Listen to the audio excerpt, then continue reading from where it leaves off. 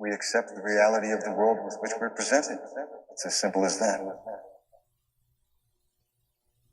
And welcome everybody to GLOBEBUSTERS.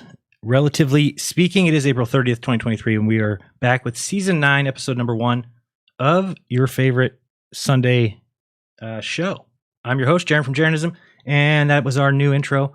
We just got done with that, and we have to thank, of course, Conspiracy Music Guru for a awesome track, and it's exactly what Bob would have liked. So that is awesome, and he's here with us today, but we'll call on him in a second. First, we've got Zack Zabala. Good times for all. Zack, how are you? Hey, Jeran, doing really good. Had a really good week. Got quite a bit of rain, but the rain is a good thing. Makes everything grow. So yeah, it was a really good week, getting a lot of the spring cleaning and all that kind of stuff done. And yeah, Cami has been exercising and getting going, and yeah, she's just blowing me away with how, good. Ready she is to get going, and yeah, it's awesome. So those of you sending all the love and all the support, thank you. It's helping. It is working for sure. All right, and we also have Austin Witsit Gets It. He's in the house. Austin, what's up, familia? How's it going? Muy bien, muy bien. I'll speak Spanish for us. No Iru today. Iru's on vacation, I believe, so he'll be docked his pay. Don't worry about that. We'll get it for today. And who else we got? We've got Kyle here. Kyle, how are you? Doing all right. Yeah. Rough week for me, though. Why is that? A lot of sick family, kids, wife. And my mom's back in the hospital again. She's got that cancer in her lungs now, as well as like in her bones, like in her hip and lower back, and it's a mess. So we're just praying for her. So yeah, prayers are appreciated. We'll definitely send some prayers that way. She's in the hospital, like that's where she's at. She's in there. She's staying there. Yeah, it's in the ICU right now. She got out, and then after that, they tested her for all the cancer and found it all over. So yeah, she just barely got her hair back, and we're thinking it was victory, but battle's not over yet. Oh man. Well, many have come back from that. She is how old? If you don't mind me asking. She's in her 50s. Oh wow. She's just 20 years. I'm the oldest in the family, so really, yeah, she's just 20 years older than I am. So she's pretty young. That's too bad. Did anybody have anything else go on this weekend that they want to talk about, or this week? I mean, besides Kyle, anybody else? That's about it. Austin, do you have anything this week? I'm trying to think what you had happen this week. Not really. I mean, I finally rolled out like the new theme for the School and the Globers, but not too much. I'm just like getting everything set up to do this this next week, so I didn't do too much. And we got Alex here, Conspiracy Music Guru. Alex, excellent job on the Bob themed track. I think he is dancing right now as we speak. Thank you very much. Excellent. Yeah, I mean, it's what he would have wanted, isn't it? I mean, I had, obviously he loved the heavy stuff, and I remember Karen B did a stream shortly after his passing, and she played so many heavy tracks, and I was like, I didn't realize Bob, in honor of Bob, and I didn't realize he loved it, that heavy. But right. I remember when I released my song Television Watching News Believer, he loved that so much when I sent it to him, so much so that when I premiered it at the Solar Return festival, he insisted to Karen that he get up and introduce that particular song. So he knew, and that particular song had quite a Metallica feel to it. So I knew he liked that kind of vibe. So that's why I went with that kind of, because I was in the studio rocking out, sort of looking up at the ceiling, saying, this is for you, Bob, and I could, I could sort of sense that he would approve. Do you know what I mean? But the heavy stuff, it's not for everyone. I get it, but show me something that's got more energy than that track. I'm not sure you can. No, we'll listen to it one more time, just because anybody joining us a little bit late. I know we started a little bit late, and then I just got my notification out a couple minutes ago, so. We'll play it one more time here. You guys can enjoy it, and then it will be the intro for the time being. So, and it's obviously dedicated to Bob. As I'm not sure, is anybody here like rock? Austin, no, right? You're echoing. Zack, is that your? Yeah, your flavor. Yeah, I don't mind it, but if I had my preference, I'm an old folkie myself. Oh, really? Old soul. Jeran, you got an insane amount of echo going on. Oh, I was gonna play the song for you guys. I'll turn it off if it's echoing. You could. My voice is echoing. Everything. Okay. Yeah. I think it's just for you guys, but I'll stop sharing. I'll go back to normal. Now we're good? Yeah. What did you ask? I was just, my brain just shorted out right there. I was just saying whether or not you liked rock or what is your music choice? Oh, Obviously, yeah, like, hip-hop, I mean, I like rock. That's a broad genre, but nah, it's not really my thing. Like the real intense, like Metallica type vibe. Like my dad used to always play that, but it's just not my vibe. Well, it's going to be your vibe now. You're going to be playing this in the car and just rocking out to it, I have a feeling. All right, here we go. This is the intro one more time for you, and we'll be right back. And this is Conspiracy Music Guru with the Season 9 intro.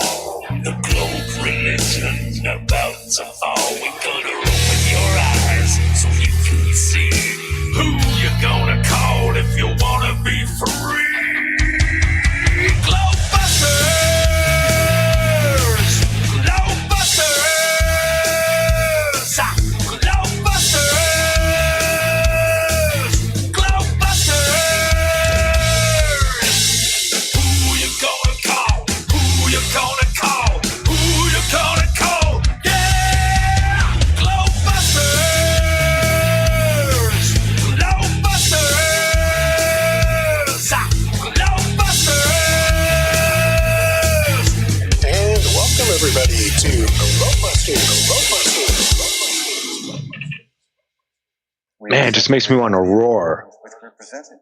That's the goal. I think that's the goal. We want people just ready for the show, just ready to roar. No, it does get you kind of amped up. I like it. Listening to it over and over again, I kind of, I have to say I like it now. Having to do the video. And it grew on me, so I think it'll grow on people as well. It's fun. And yeah, awesome job, Alex, for sure. I think Bob will be very happy. Jeez, thanks a lot. I mean, put a 1 in the chat if you like it, put a 2 if you hate it. All right, let's see. Let's see. 1 in the chat if you like it, 2 if you hate it. 1 or 2. How many 33s will we see? Probably a bunch. We're going to see some 1/2s. Mm-hmm. And then we'll do the experiment again in sort of 3 weeks' time once they've listened to it a few times. And then, I don't know. I think once you listen to it a little, I don't know. If it's too, like I said before we went live, if it's too heavy, I can lighten it up and we can, do something a little bit different. I've got no problem in, wiping the slate clean and doing something else. But if it's too heavy, I don't know. I've got a bit of a love affair with that kind of sound. I'm a guitar player. I like the heavy sound. I like a bit of Metallica. I know Bob likes a bit of Metallica. And when you said, let's do something for Bob, that kind of style, I went, it's got to be that kind of style. And, because I can do voices and I can shout and play guitar. It's just like. No, it's definitely it's very impressive, like how many different styles that you can make music. It's like insane. It's insane. I mean, it's just a talent that I wish I had. And you could just throw anything at him. And it's like when we did the, what was the song we did? We Didn't Start the Fire, or whatever we called it. But I sent that to you, and it kind of just was like, what do you think about doing this? And then, it was literally the next morning that it was done. It was like insane. I mean, it was like, I remember telling Crumb, like sending it to him, and Crumb's like, "What's this?" I'm like, "Conspiracy Music Guru already did his thing." He's like, "We just decided last night we would ask him." I'm like, "I know." I asked him. It was the next morning. It was done. That's just awesome. And all the jingles I've ever given him or ideas, he just runs with it. You know, I don't know if you've gotten enough praise, Alex, for the intro to the NASA Comedy Hour. That people love that. I've had people write me and say that they won't listen to any of my intros. They turn it off or fast forward, except for that one. That's one they have to listen to the whole I've been saying it all this time, you know, with the Flat Earth Man stuff that was comedic, everybody sort of really resonated with that because it was funny and people were sharing it because it was funny. Right. In these sad, dark times, we need funny stuff like that. People want to laugh. So I want to do more comedy stuff like that. And it is funny because that intro gets progressively funnier the longer you listen to it. By the time you're at the end, you've got all sorts of car horns and silly little. It's just like a big collection of silly fart noises and trumpets. You're making me want to watch it now, and I don't know if I know where it's at right off the bat. I guess I could go to the beginning of one of my shows, but it's people just love it because it does. It starts out and you're kind of like, what's going on, and then it just kind of gets really silly. And there's definitely the pantomime going on for sure. Let me see. I'll just play one of the shows. I guess it's probably easiest. That'd be fun to listen to real quick. And then we're going to get into Einstein. We're going to talk a little bit about relativity. I guess, Austin, you can start out by telling us you have a new show coming, a new title or something? Yeah, but I guess I literally just decided to change the title as we were talking in Telegram 10 minutes ago. But all right. Yeah, so it was going to be relatively simple, but I think I like relatively speaking a little better. But so one of those two, that'll be a show every Monday. And as to the exact format of the show, I'm still flirting with a few ideas, but maybe covering some basic logic and then some of the geocentric, relativistic aspects of the convo, and then opening up to have the ballers come in and see if they can kind of comprehend it. So we're doing that on Mondays, and then Wednesdays, School in the Globers. So I have another show also. It will be on Fridays called In the Field, like the name of my song or whatever, but talking to people in their respected field. So just like credentials, PhD. My first guest will be a PhD astronomer that's a professor and runs an observatory. And so I think that'll be pretty cool. That'll be on Friday. So nice. And it's hard to get interviews like that. So props to you. I've sent emails out to every science professor in the state of Utah, on the college level, and none of them would dare do an interview with me. They wouldn't get back to me. They'd kind of, okay, well, I'll talk to you, but nothing recorded. Or it was just a big mess. Come on. I think we might be able to get Sungenis on the show, on this show. I actually texted him. Oh, okay. So you already, I talked to him too. All right. Well, we'll figure that out where he's going to go, but we'll try and get him on. He hates flat Earth, of course, but is in our corner as far as Einstein. Well, that's what I told him. So I guess David set up this thing where we were going to debate. Me and Sungenis were going to debate. Right. And I don't know if he ended up not wanting to do it, or if he looked into me or whatever. I don't know. But I ended up it was pretty crazy timing because I texted him this morning. I'm like, I'm doing this new show, and you can come on as one of the guests, and just a respectful, cordial conversation. Although I know we disagree, you were pretty pivotal in putting some pieces together for me, and I really appreciate your work. And I would just have a convo with him within that. Sweet. As in here are some of the typical things they say, proves the Earth can't be geocentric or stationary, and let him go into it and kind of talk about that. So we'll see how it goes. Awesome. All right, just for people, we're going to show Alex's intro to my comedy hour if you don't see it, just because it's hilarious, and I appreciate him doing that. So let's check it out. See you guys in a second. Pretty funny.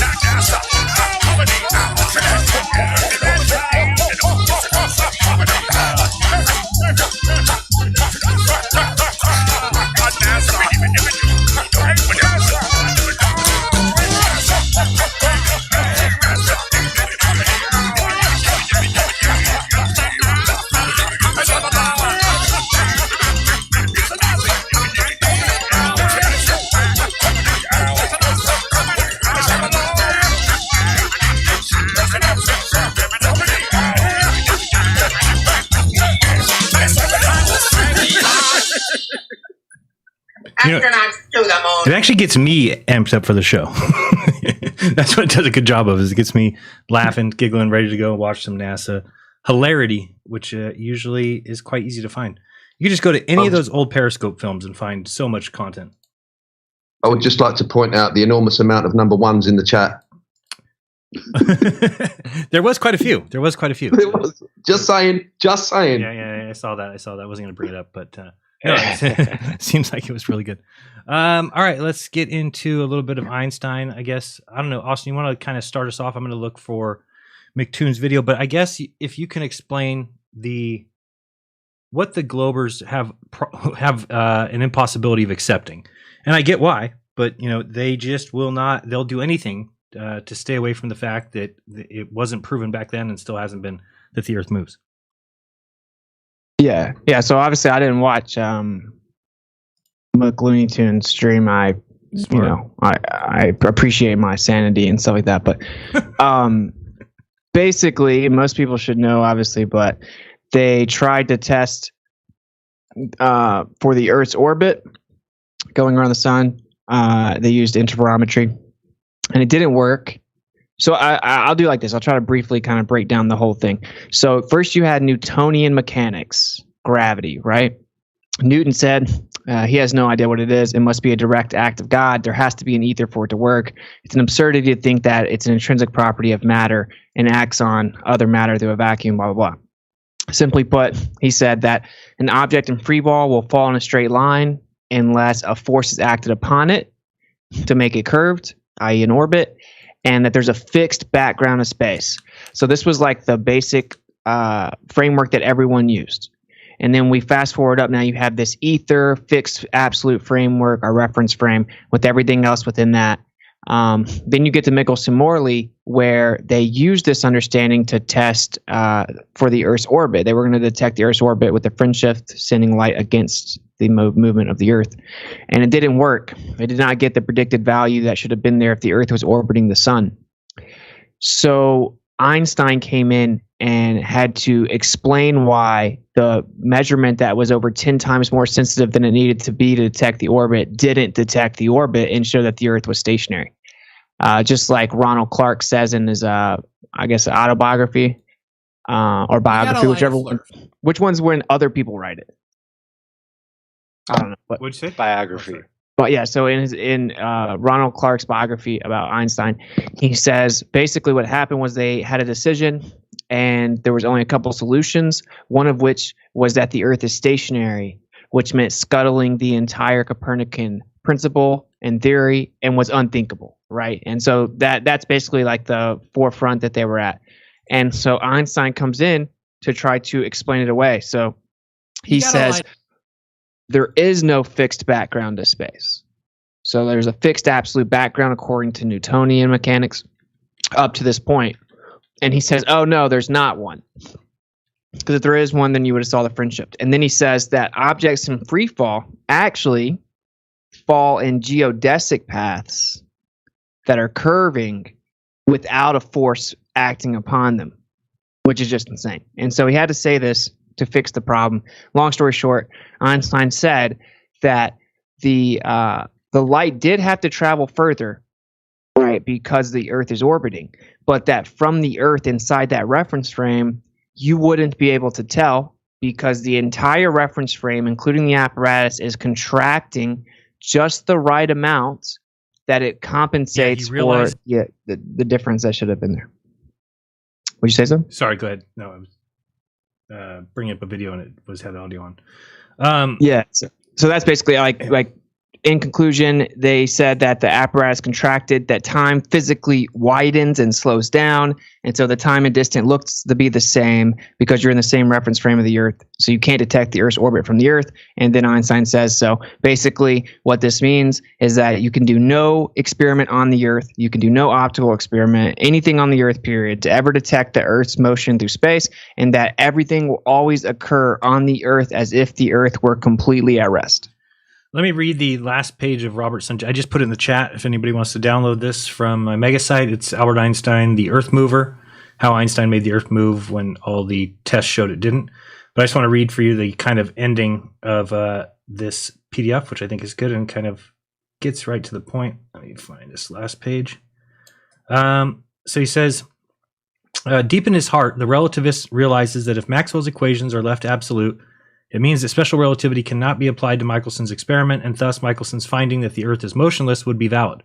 But the relativist would rather die 1,000 deaths than accept a motionless Earth.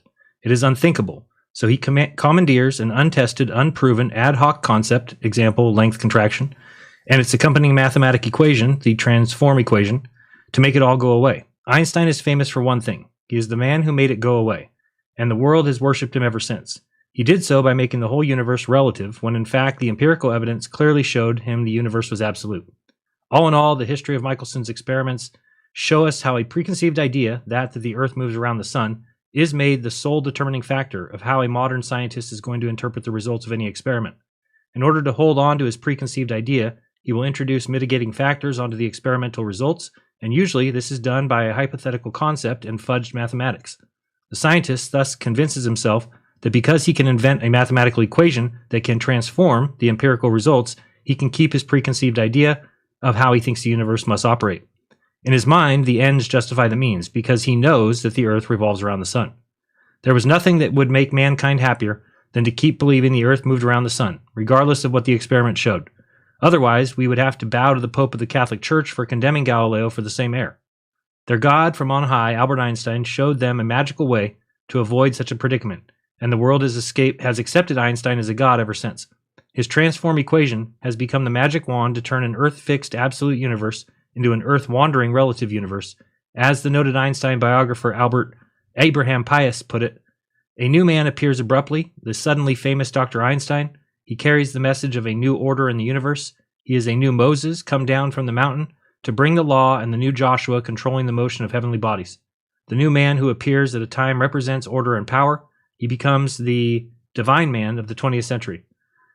So I think that's excellent. And Robert's done a great job of really exposing a lot of the stuff that was written in these books. A lot of the quotes that I got for my quote show that everybody really liked have come from, the movie The Principle. If you haven't seen that, you definitely have to see the movie The Principle. It's hugely important because it does go back to the same thing I always talk about with Edwin Hubble and the absolute horror of a unique position, that this is a worldview. This is not science as they've taught us with the scientific method and this and that. I mean, we've got Michio Kaku saying nobody in his field goes by the so-called scientific method. Well, it's because now it's just all conceptual and hypothetical. And if you have a faulty foundation, if what you're building upon is false, then everything you get will be false. And we'll look at what we see now: dark matter, dark energy, neutron stars have the, a teaspoon weighs, 30 billion pounds. I mean, just things that are insane, but they have to be that way for all their equations to keep working out. And it's just wrong. I don't know what else to say.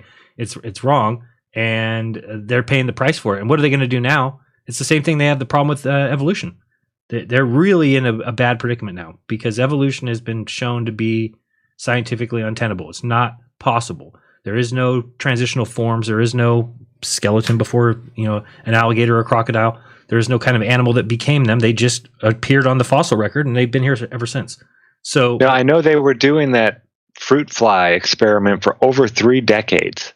And then they would genetically alter the fruit flies, and they found out that those that were genetically altered, after like 3 or 4 generations, it converted back to the original DNA structure. There's like an error code, right? Like an error like it fixes DNA. itself. It's not like these mutations happen and then they stay that way. When a mutation happens, after a few generations, it tends to fix itself. Yep. They tried to give them one eye, and they did. They were able to get the flies to have one eye, and then they thought that all the children would have that. And then you're right, 3 or 4 generations later, it just went right back to 2 eyes, or however many they have.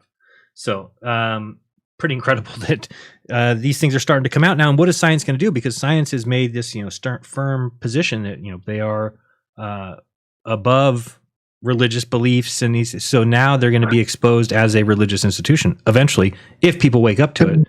Who knows? But when they go in and physically alter the DNA to try to create the one eye, isn't that creation? That's not evolution. If they're going in and manipulating it themselves, that's not evolution. That's creation. Well, the sad thing is they don't even have the ability to do that. So even when they're manipulating it doesn't work. Creation. It's impossible. I mean, there's so many scientists that have explained the amount of time that would be needed. And then the definition of like how do you evolve something that needs to work from the beginning, right? You can't evolve your reproductive system, or else you can't reproduce. So there'd be nothing. So these things have to work from the get-go. They cannot be something you can't learn how to, digest food. You have to digest food right away. This is not something that can evolve. One of the best ways I've heard described is like if you think of a mousetrap, like a mousetrap only works when it's all put together and the spring's loaded and the cheese is in there. Boom. Now it's an active item. It works. You can't evolve to that, or else it doesn't work the whole time. Meaning if you just put one little piece of wood together at a time, and then you slowly can, construct the metal thing that falls down and hits the rat. If you do that just slowly over thousands of years, well, what was the point for those thousands of years? It doesn't work until it gets to the end result. Well, a lot of our body systems work that way, meaning that they can't just evolve. They have to be working from the beginning, like a heart, things like that, right? You can't like, oh, maybe we'll do this and we'll get a little better at doing this. It's just insane. And the idea that like animals were in the water and wanted to get out is just so fun. I mean, how would you, so you just start going up to shore and then you hope your grandson's grandson also tries to go up to shore. And eventually after, millions of years, they'll get up on the, I mean, it's just so stupid. And I hope people start seeing, I hope people start seeing space as the same thing, because it is, this is what happens when you give these guys permission to tell you what happened a billion years ago and 4 billion years ago, or what happened to 4 trillion miles away. They're just going to make shit up. It's just what they're going to do. And when mutations happen, it's a bad thing. It does damage. How dare you? Yeah, and when you don't call them out on it from the beginning, now we're hearing about the atmosphere on something 1,000 light years away. Right. They're telling us what the atmosphere is made of. It is nonsensical Narnia. It's a joke. Yeah, it feeds their ego, right? Like even just something close, like the whole Jupiter is this gas giant in a vacuum. When you ask, how could you possibly know what's like all the way down to the core of Jupiter by looking at it in a telescope? How could you possibly know it was comprised of gas? Oh, well, it's just a guess, right? Like that's the official answer, is like it just appears to be, and we don't really know. So the problem is like Jeran nailed it. It's that whenever you're able to like make up all these stories and people revere you effectively, right, then you're going to get an ego, and you're never going to get that person to step back, right? Like power corrupts. So that's pretty much what it is. Doctrine, right? Yeah, well, they replace God. Yeah, they replace God, and they're the arbiter of truth. They bring all the revelations to man. They figure everything out. They tell them where they're living and how it works. And even though they know deep down, they don't really know what's going on. Like they still. If you call them on it, they'll even say that, right? What's gravity? Well, we don't know. We can measure it, and it's like they don't know, and they even will tell you we don't know what 95% of the universe is. But these people are the ones going around telling you they know everything.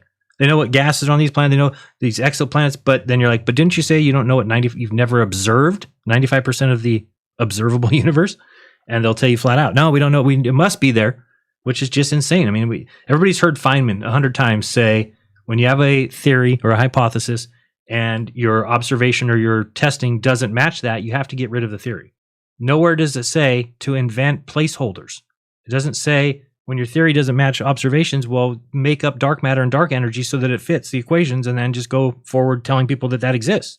I mean, imagine that. That'd be insane. They're stuck in the paradigm, and everything that disproves them, oh, that's an anomaly. We'll figure it out eventually. Right, or like this length contraction, right? I mean, now you have to believe that these devices are actually shortening in length when traveling in one direction just to, explain results away. It's insane. Yeah, that's one of the things that like McLooney Tunes and all them like fought me so diligently on, was that the apparatus contracted. They're like, no, it didn't. It objectively does according to relativity, but the whole thing contracts. So it doesn't contract for you on the Earth, meaning that you can't see it, right? Because you're on the Earth, and the Earth, the space around it, and the apparatus is all being contracted in the direction of the sun's or the Earth's orbit around the sun, but in the reference frame to the sun. Right, relative to the sun, which is what they're trying to detect, the Earth's motion relative to the sun. Okay, it contracts relative to the sun, which is what they were trying to detect. So it does contract, and Einstein specifically says it's not just a subjective, apparent effect. It's a real physical thing that happens. And 2023, you can go to the top levels of all academia, and none of them can tell you what the supposed mechanism is for length contraction. None of them can tell you what actually causes it. It's not Einstein didn't say it. No one's come up with one. No one agrees on it. It's to this day not even theorized. Right? Like they don't even know what is the actual mechanism that causes the contraction. And no one's even proposed one like 100 years later, which is really all you need to know. Like, okay, this test shows the Earth is stationary. Okay, well, actually, it didn't show the fringe shift because the apparatus contracted and time widened and slowed down, but you can never actually prove that to be true. And we don't even know in theory what could possibly be going on as regarding the mechanism that could possibly make that happen. But we know it's happening, even though you can never test it, detect it, or verify it. So we can't, just like dark matter, we can't define it, can't explain the mechanism, can never actually detect it, but it must be there.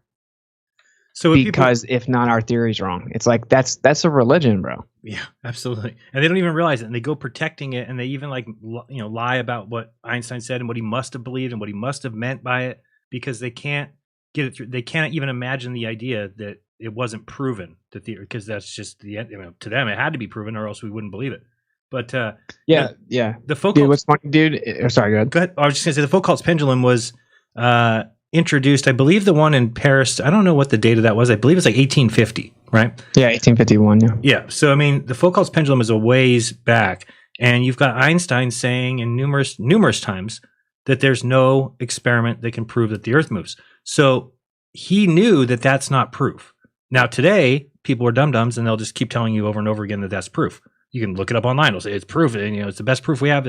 But Einstein knew that that wasn't proof, and that's shocking. Yeah, and I know. Just like I love to always go ahead and say what the anti-flat earther response is to everything, right? So what their response to that is, he's not talking about the rotation; he's talking about the motion through space around the sun, because he knew the Earth was rotating. He would have said the pendulum showed it. He was talking about the motion around the Earth being undetectable, right? That's what they say. The distinction is, but they're wrong because if the Earth is spinning, it has to be revolving. It's a package deal. Right. So if he's saying we can't detect it and it's actually possible that the Earth's not moving, that means not rotating as well. Right. So like that's what he's saying is there's no actual exclusive evidence that the Earth is in fact moving, period. Because if it's revolving, it's rotating. If it's rotating, it's revolving. If not, you can't explain the observations. Right. So it's either stationary or revolving. Right, like that's just period. And if it's revolving, it has to be rotating. So, that's like that's what they try to use to get out of that and say like both motion. You can't have one without the other. Well, it's specifically with the observations, right? Like if you see the seasons change, you see the positions of the stars, all this stuff, this ideal rotation. The Earth has to both be rotating and revolving around the sun to even in theory explain it.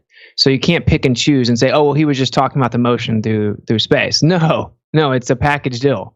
He was saying either the Earth is stationary or it's moving, which means both rotating and revolving, and that they're equally valid. Right. So what do they think he's saying? He thinks we can't detect it going around the sun, but we can detect it spinning. Is what they think? Yeah. They'll just baselessly claim that's what he meant. Oh, right. But they don't. I mean, it shows that they have like they're literally inept or dishonest, right? Like they're not, or maybe cognitive, right? But they just don't understand the actual context of what he's saying. He's literally saying either the Earth being stationary and in motion are both equally valid, reference or like coordinate systems, right? And so that means either spinning and revolving or not moving at all. Period. Right? Whenever he compares the motion to being at rest, he doesn't mean the Earth's at rest but spinning. That's not at rest. And I've actually had the baller say that. Right, because I boil it down because you have to force them. You have to logically force them into corners. They are so zealous. Wait till you hear Nick talk about it. You're going to laugh because it's the same thing. He actually goes and talks about these optical experiments that Albert Einstein talked about and said proved things. And it's like, no, he said after that there is no optical experiment. We'll talk about that. I'll just read a couple of these quotes real quick. Other prominent physicists who have noted the same truth that says there was just one alternative. The Earth's true velocity through space might happen to be nil. That's from physicist Arthur Eddington. The data of Michelson-Morley was almost unbelievable. There was only one other possible conclusion to draw, that the Earth was at rest. Physicist Bernard Jaffe. Thus, the failure of the Michelson-Morley to observe different speeds of light at different times of the year suggested that the Earth must be at rest. It was therefore the preferred frame for measuring absolute motion in space. Yet we have known since Galileo that the Earth is not the center of the universe. Why should it be at rest in space? Physicist Adolph Baker. The easiest explanation was that the Earth was fixed in the ether and that everything else in the universe moved with respect to the Earth and to the ether. Such an idea was not considered seriously, since it would mean, in effect, that our Earth occupied an omnipotent position in the universe, with all other heavenly bodies paying homage by moving around it. Again, these guys have to stay away from the absolute horror of the unique position, right? And I've actually seen it said, and I would have to find exactly where I read it, but that with geocentrism, if you just adopted geocentrism, let's not worry about flat Earth, whatever, just the adoption of geocentrism would immediately erase the need for dark energy, dark matter. So all of a sudden, we don't need the 95% stuff anymore. Which is incredible that you talk about Occam's razor, clearly I don't go by that, right? The Michelson-Morley experiment confronted scientists with an embarrassing alternative. On the one hand, they could scrap the ether theory, which had explained so many things about electricity, magnetism, and light, or if they insisted on retaining the ether, they had to abandon the still more venerable Copernican theory that the Earth is in motion. To many physicists, it seemed almost easier to believe that the Earth stood still than that waves, light waves, electromagnetic waves, could exist without a medium to sustain them. It was a serious dilemma and one that split the scientific thought for a quarter of a century. Many new hypotheses were advanced and rejected. The experiment was tried again by Morley and many others, with the same conclusion. The apparent velocity of the Earth through the ether was zero. Historian Lincoln Barnett, and I believe that's all I have right now. But then I want to show you. Oh, yeah, if you want the freaking mother load, I took your video and basically redid it and just added a few more. Right, or like can you put that link? Can you put that link in the chat for people? Yeah, that'd be awesome. Yeah, that's. And then we've got this quote here from Albert Einstein, which people forget. I don't hear this one enough. We do always hear the one that says, that, but the Earth goes around the sun, he says, which is just him repeating a belief. That's all he was doing. That he believed that, and so he said, we can't detect that it's moving. However, it is moving around the sun because it has to be. Yeah, I think we should use this opportunity to kind of point out how all the rebuttals are so fallacious and stupid. That's what. Sure. So flat earthers point out that he says that there is no optical experiment that can detect the motion of the Earth. And then he says, although the Earth revolves around the sun. So flat earthers just say, look, even Einstein said you can't actually detect and prove the Earth's motion from the Earth. And then they quote that. Mm-hmm. And then they're like, oh, you dishonest flat earthers are cherry picking and you're leaving out the end that says, but it revolves around the Earth. No, cherry picking is if you read it in context, it says something opposite to what you're claiming it does, and it doesn't. We're saying Einstein said you can't detect it. No one cares if you think he believed in it or if he did believe in it. That's irrelevant. The point is that he says you can't detect it, which and none means of us are saying you don't need the end of that quote. I almost feel like they think we're saying that we think Einstein was a flat earther or that we think Einstein was a geocentrist. We don't believe that. Einstein believed what he believed, right? But he is at least honest enough to say, well, we don't have a test that can validate this, that can show it. However, the Earth moves around the sun because that's his belief. Yeah, I mean, that's the insinuation in their argument is that we're claiming Einstein was a geostationary flat earther, but obviously they don't think that. Actually, they don't actually think. They know we don't think that. I hope so. It's just dishonest. The only way you can not cherry pick is by quoting the entire book to them. The book. You need the whole book. You need to read the book, Kyle, to the entire book to them, or else they're going to say you're cherry picking. Like somebody. Yeah, that's how it goes. That's exactly what they say. I'm like, what? Like I see a post here where somebody quoted this and they say in quotes, whether or not the motion of the Earth in space can be made perceptible in terrestrial experiments, all attempts of this nature have led to a negative result. Albert Einstein. So then this guy comes in and starts talking and saying, you cut out a lot of the surrounding context of that quote. Here's the full section. And you read the section and it doesn't do anything. I'll read it if you want. But then the guy comes back and says, long-winded theoreticals aside, it remains that the Earth has never been proven to be moving. And the guy says, my point stands that your quote is missing context and is misleading. I will not proceed with your shifted goalposts. The guy's like, the goalposts were not moved. The excerpt quoted remains true, both in context and by itself, that the Earth doesn't move. I quoted a physicist who said the same thing, even if his statement regarding a motionless Earth had something to do with a theory regarding forces of the motion of the Earth. It doesn't matter. And you go. Yeah, exactly, bro. Dude, they say that because that one is better than the optical quote because it's saying anything on the Earth. Right. And they say I cherry picked it. Dude, I've pulled up the entire paper. Right. And read the surrounding pages.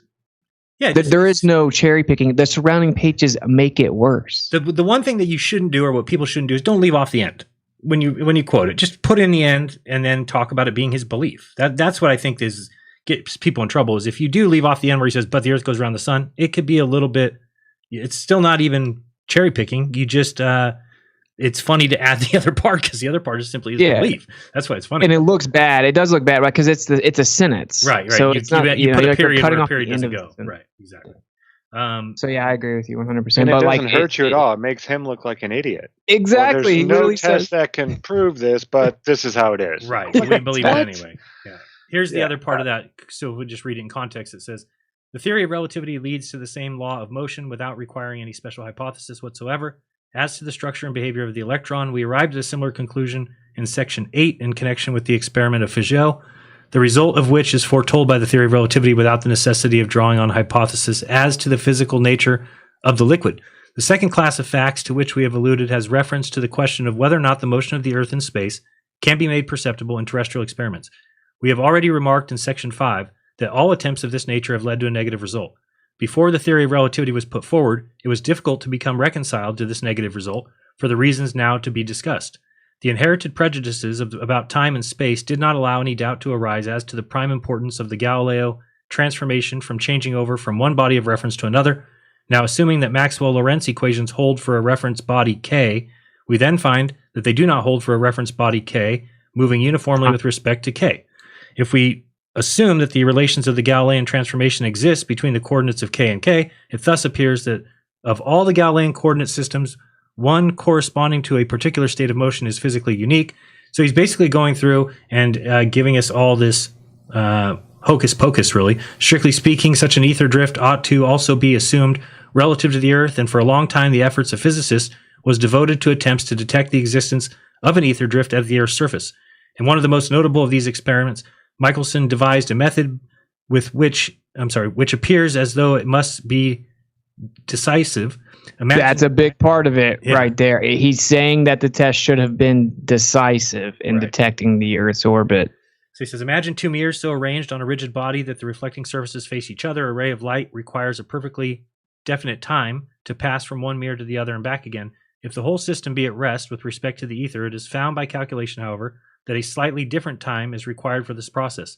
If the body, together with the mirrors, be moving relatively to the ether, and yet another point, it is shown by calculation that for a given velocity v with reference to the ether, this time is different when the body is moving perpendicularly to the planes of the mirrors from that resulting when the motion is parallel to these planes. Although the estimated difference between these two times is exceedingly small, Michelson and Morley performed an experiment involving interference in which this difference should have been clearly detectable, but the experiment gave a negative result, a fact very perplexing to physicists. Lorentz and Fitzgerald rescued the theory from this difficulty by assuming that the motion of the body relative to the ether produces a contraction of the body in the direction of motion, the amount of contraction being just sufficient to compensate for the difference in time mentioned above. You want to explain that real quick? Or just keep going? Absolutely. I can also share the screen and show the paper you're reading, but it doesn't really matter. But it seems that I found that this seems to elude people's grasp for some reason. But yeah, so what he's saying is right here is that it should have been decisive in detecting a fringe shift based on the orbit through space, and that because it's a physical necessity that there will be a difference in time for how long it takes the light to get back to the meeting point and then back to the receiver, because it's going against the orbit of the Earth, and that it didn't happen. So it perplexed a bunch of physicists, like, wait, why is this not happening? And it definitely should. And then Lorentz and Fitzgerald saved it from this difficulty. What difficulty? That the time difference that was supposed to be there was missing. Right. It wasn't there. They saved it from the difficulty by saying that the apparatus contracted physically just the sufficient amount, like just the right amount to compensate for that missing time, right? Because obviously speed equals distance over time. So like they came up with a solution to the problem. They said an apparatus must have contracted just the right amount, right? And that's why it looks like there wasn't a difference, even though it was there.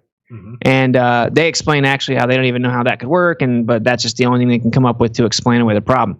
And then Einstein says, we see that from the perspective also of relativity, this solution to the difficulty was the right one.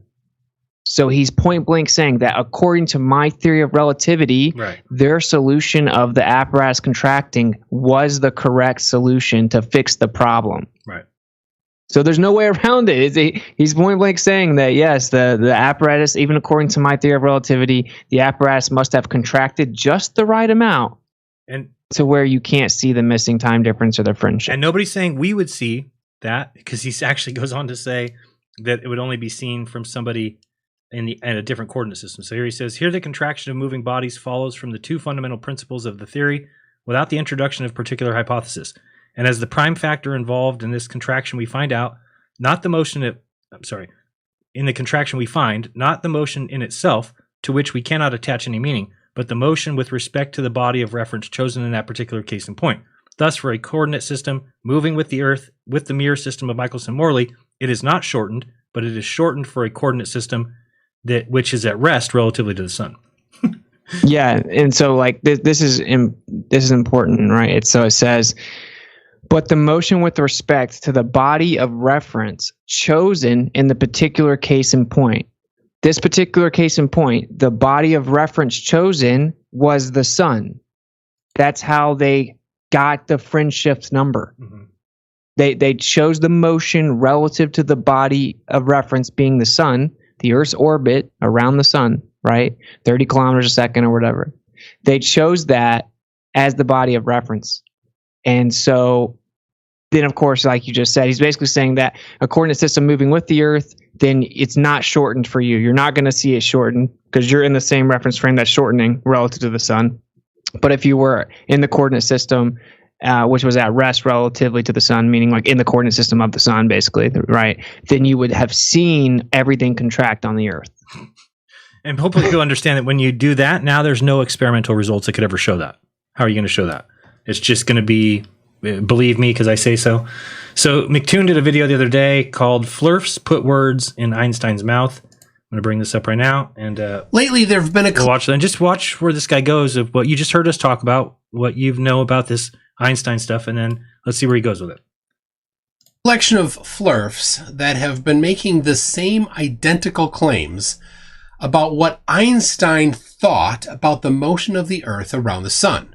Einstein himself admitted that the movement of Earth has never been measured, and he didn't think it ever could be measured. Even Einstein said there's nothing that they can use to even prove the movement, the rotation of the Earth. Einstein said you can't detect the Earth's movement from Earth. Einstein saying that nobody can prove that the Earth is orbiting, spinning, or chasing the sun. And here's him saying no optical experiment can prove that the Earth is moving and it could be geocentric.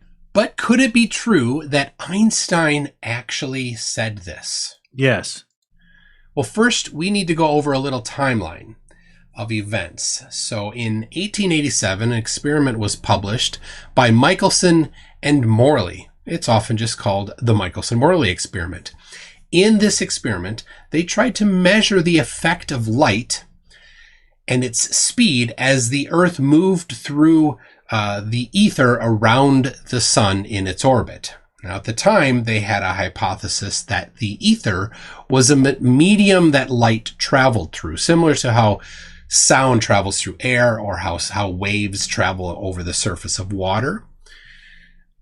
But the experiment did not come out with the result that they had hoped. It showed that maybe there was... Which is funny in and of itself. Should scientists be hoping for certain results? Didn't come out with the result that they hoped for. They were hoping, these unbiased men. Yeah, you're right. They were wrong about the ether. Einstein saw this and thought about it and said, well, what if there is no ether and light just does what it does and it has a fixed speed? That regardless of how fast you're moving through space, light travels the same speed. Well, that changes everything, and a whole bunch of other stuff then happens because of it. Einstein wrote this down and published it in a paper in 1905 called On the Electrodynamics of Moving Bodies. Today, that is just called special relativity. So then 10 years later, in 1915, he published 4 papers and a few others that are generally considered to be the general theory of relativity. Then, a year later, in 1916, Einstein published a mass market book called on Relativity, The Special and General Theory. This is a copy of that book. And in this book, he describes it as a book for mother-in-law. It's a simplification of the theory of relativity, general and special. It's not. And you still don't even understand. Heavy in math. And I have a question here. What do you think the chances are this guy wasn't smart at all, Einstein? That he's just it wasn't even him? Because here's my opinion on that. Why do we have no video of him speaking anything even coherent? Like, it doesn't make sense to me that he couldn't speak English so bad that he couldn't just talk. He doesn't have a speech anywhere where he just talks, or that he. I guess we could probably try and look for something in German and see if somebody declares that. But I mean, he looks like he's a puppet. They hand him like a piece of paper and he reads it just ridiculous. Like, I agree that we cannot do a nuclear bomb, but he can't even read. I don't know. To me, he just doesn't seem smart. I'll show you some videos when we get there. Well, that's why they went with Stephen Hawking after that. There's someone who just can't talk, you know? Yeah. But there's just no, you would think there'd be tons of videos of him giving presentations or something. You don't find anything. Let's continue. Yeah. Have you ever looked for Stephen Hawking speaking normally? There isn't. You cannot find it. No. They knew this person was a super genius by like age 7. You think somebody would have recorded something of him speaking? Or, I mean, he was even a teacher for a little bit before he was put in the chair. Nope. Yeah, not one word of him ever speaking clearly. Yeah, I don't know. I mean, like, it's very interesting. Like, he does seem to have been propped up. If he was fully orchestrated, I don't know, because every single thing that's in that theory is compiled from other people. It's compressed into this theory to save the heliocentric model. So I don't really know. The writings themselves, they do make some higher level points. Like, so who wrote on my? Right. I don't know. Yeah, no, it does make some definite high level points. It seems like, but when you look at him talking, like, let's look at him here. This is supposedly Einstein speaks. It says here. Okay, what are we doing here? Is this really supposed to be him speaking? I mean, you can't. If you look for it, you find the language of science, from language as we ordinarily understand the world. How is it that scientific language is international? What science strives for is just reading. Utmost preciseness and clarity of concepts as regards their mutual relation and their correspondence to sensory data. I think that's like the most you'll find of these guys speaking. Every actor that's ever played him has done a terrible job. Yeah, you can't. You're not going to find him if you try and look for videos of him giving a speech. Albert Einstein presents his final speech, a minute 13 seconds. Like, come on, what is this? Get out of here! Oh, let me care. Let's see what this is. And the crowd's going crazy. He's about to speak. Listen, I am glad that you have me. I am glad that you have me here. Of expressing to you here my deep sense of gratitude as a man, as a good European, and as a Jew. Hey, he's a Jew. He's a Jew. So, I mean, it's just, you cannot find anything of him speaking. It's so weird. Why is everything a minute long? Minute 15, minute 28. And none of the actors sound like that. Yeah, Have you ever seen any of his writings, his personal memoirs, especially when he went to the East? No. Well, you've seen him? He speaks of the people of India and China like they're all backwoods savages and dogs and way beneath us and blah blah. Yeah, he literally compares them to dogs at one point. It's horrible. Yeah.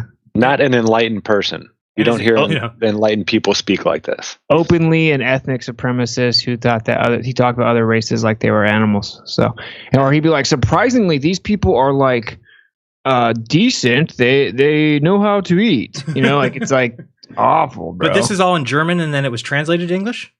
Yeah, I guess so. Yeah. I've never seen any of the German stuff, but I mean, because when I had to track down his like Machian principle letter, it was in German.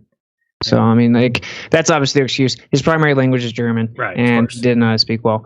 But this is why I don't watch McToon, because I know I've absolutely destroyed him in this conversation, and he's still making videos intentionally lying.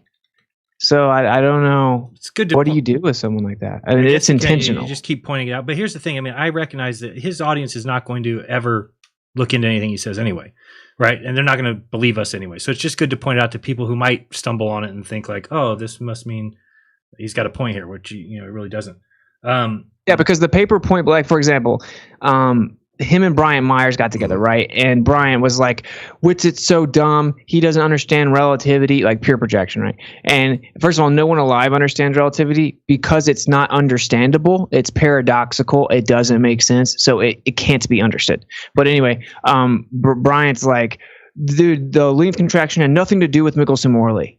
Einstein didn't say anything to do with that. It has nothing to do with it. I'm like, it specifically has everything to do with it. He says it in his own words. That was the solution to the difficulty of the missing time difference. No, you're an idiot. I did the math. And if you do the math, and then McToon's amping this up, mind you, right? Like they're doing this for weeks. Right. I did the math, and it would be smaller than like 1,000th the width of a human hair or something like that. 1/500th the width of a human hair. That would not fix the problem. That would not, that's so stupid. If you even knew how to do basic math, you would know. I'm like, dude, the math is literally made from how much time difference needed to be compensated for. Right. Like that's where the math came from. So it 100% does perfectly match it. That's why it's there.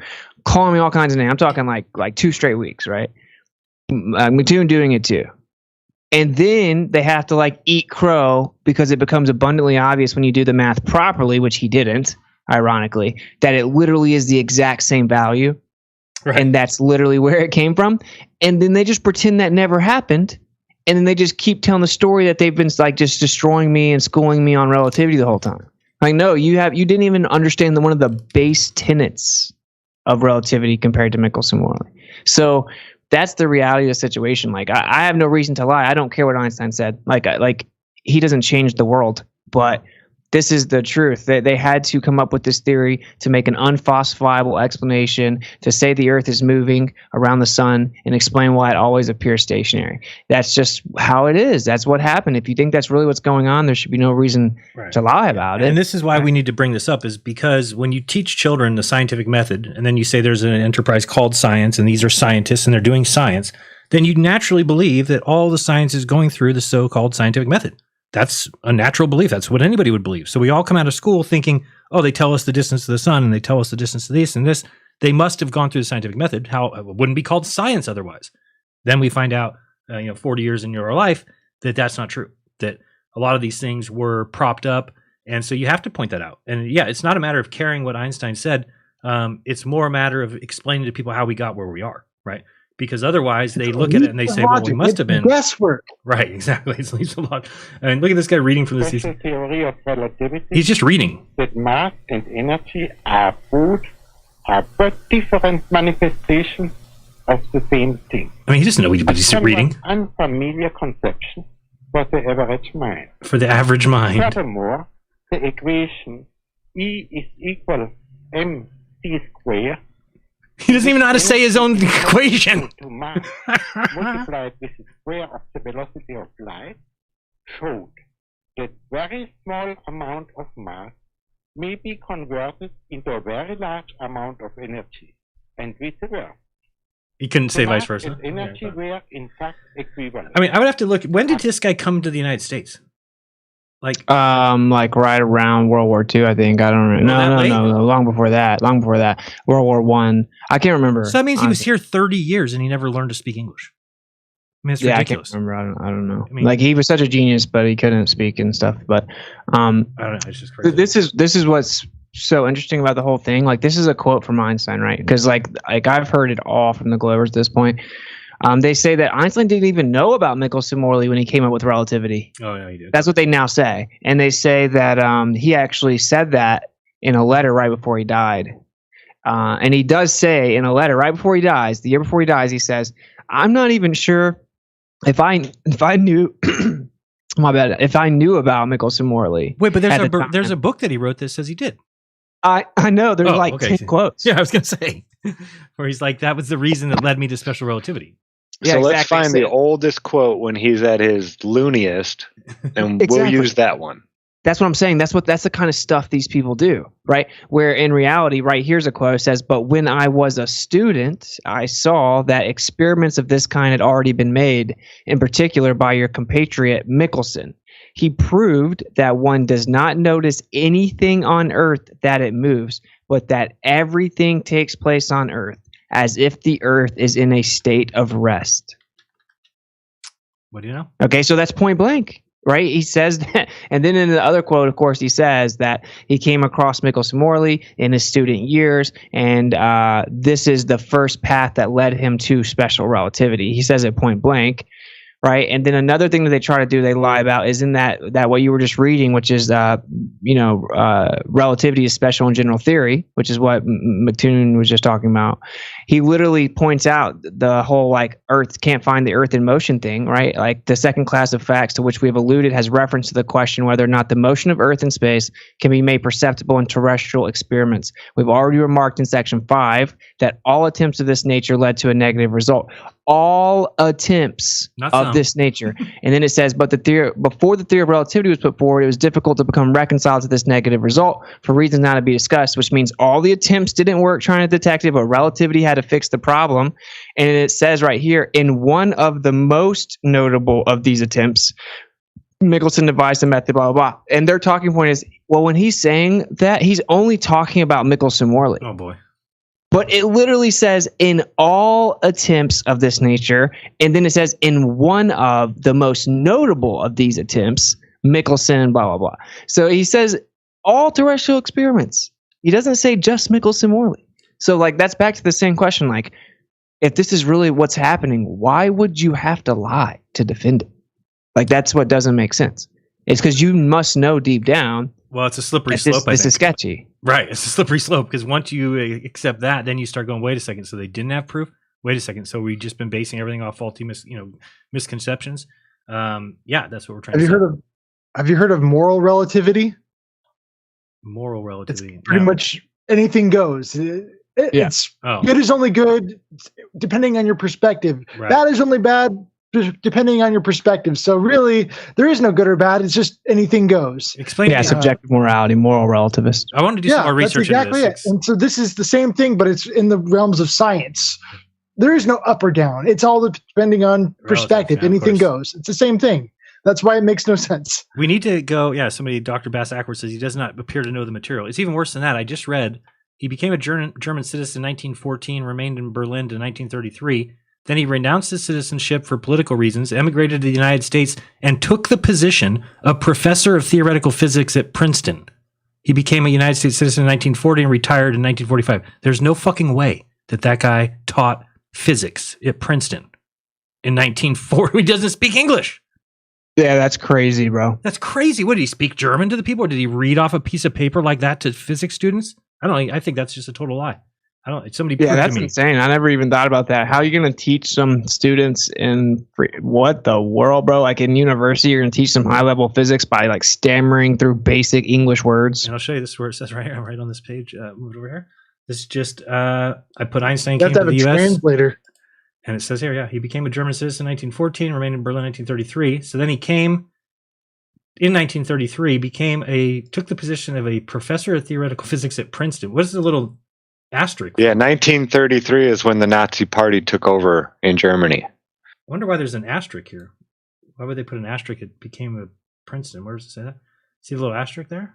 Oops, you guys can't see it because I get it this way. No, we can't see it.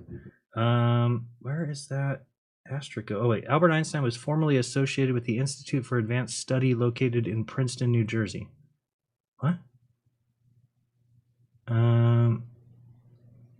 don't know. I'm going to look into that. That's hilarious. There's no way. I mean, he can't speak English up until when he died, so he couldn't ever taught class. Yeah, you can come learn from Albert Einstein. You just have to speak German fluently. Yeah. How many students here at Princeton speak German? We'll let him teach you. Or he'll just read from this book, I guess. Yeah, I'll look into that. That's funny. Yeah, that's what it says. All right, well. For me, like when I covered this pretty extensively at one point, and it got really frustrating for me because it was like maybe I don't have the ability to convey it where it like fully makes sense or something. It was just getting really frustrating for me to see people just like keep saying that I was wrong, and like I'm like, dude, we're reading it, and even certain flat earthers were kind of like, I don't know. It got really frustrating for me. I don't know what it is. I do understand that it's because it's such a like it's a heavy subject, convoluted. Yeah, it's like so convoluted that it's kind of like, whoa, it's hard to follow, I guess. But because there's a reason why I wanted to do the show is because people have been, and flat earthers have been, forwarding me these videos like they must listen to them and agree with them or something. So I'm like, no, that's not right. What he's saying is not right. Like, oh, but these, they're making a good point that he said this and this in the past and that he found this experiment. I'm like, yeah. So they pointed out that he said stellar aberration is what they use to say that the Earth is moving. And I'm like, yeah, but that is an optical experiment. And he's smart enough to know that stellar aberration doesn't tell you whether we're moving or the stars are moving.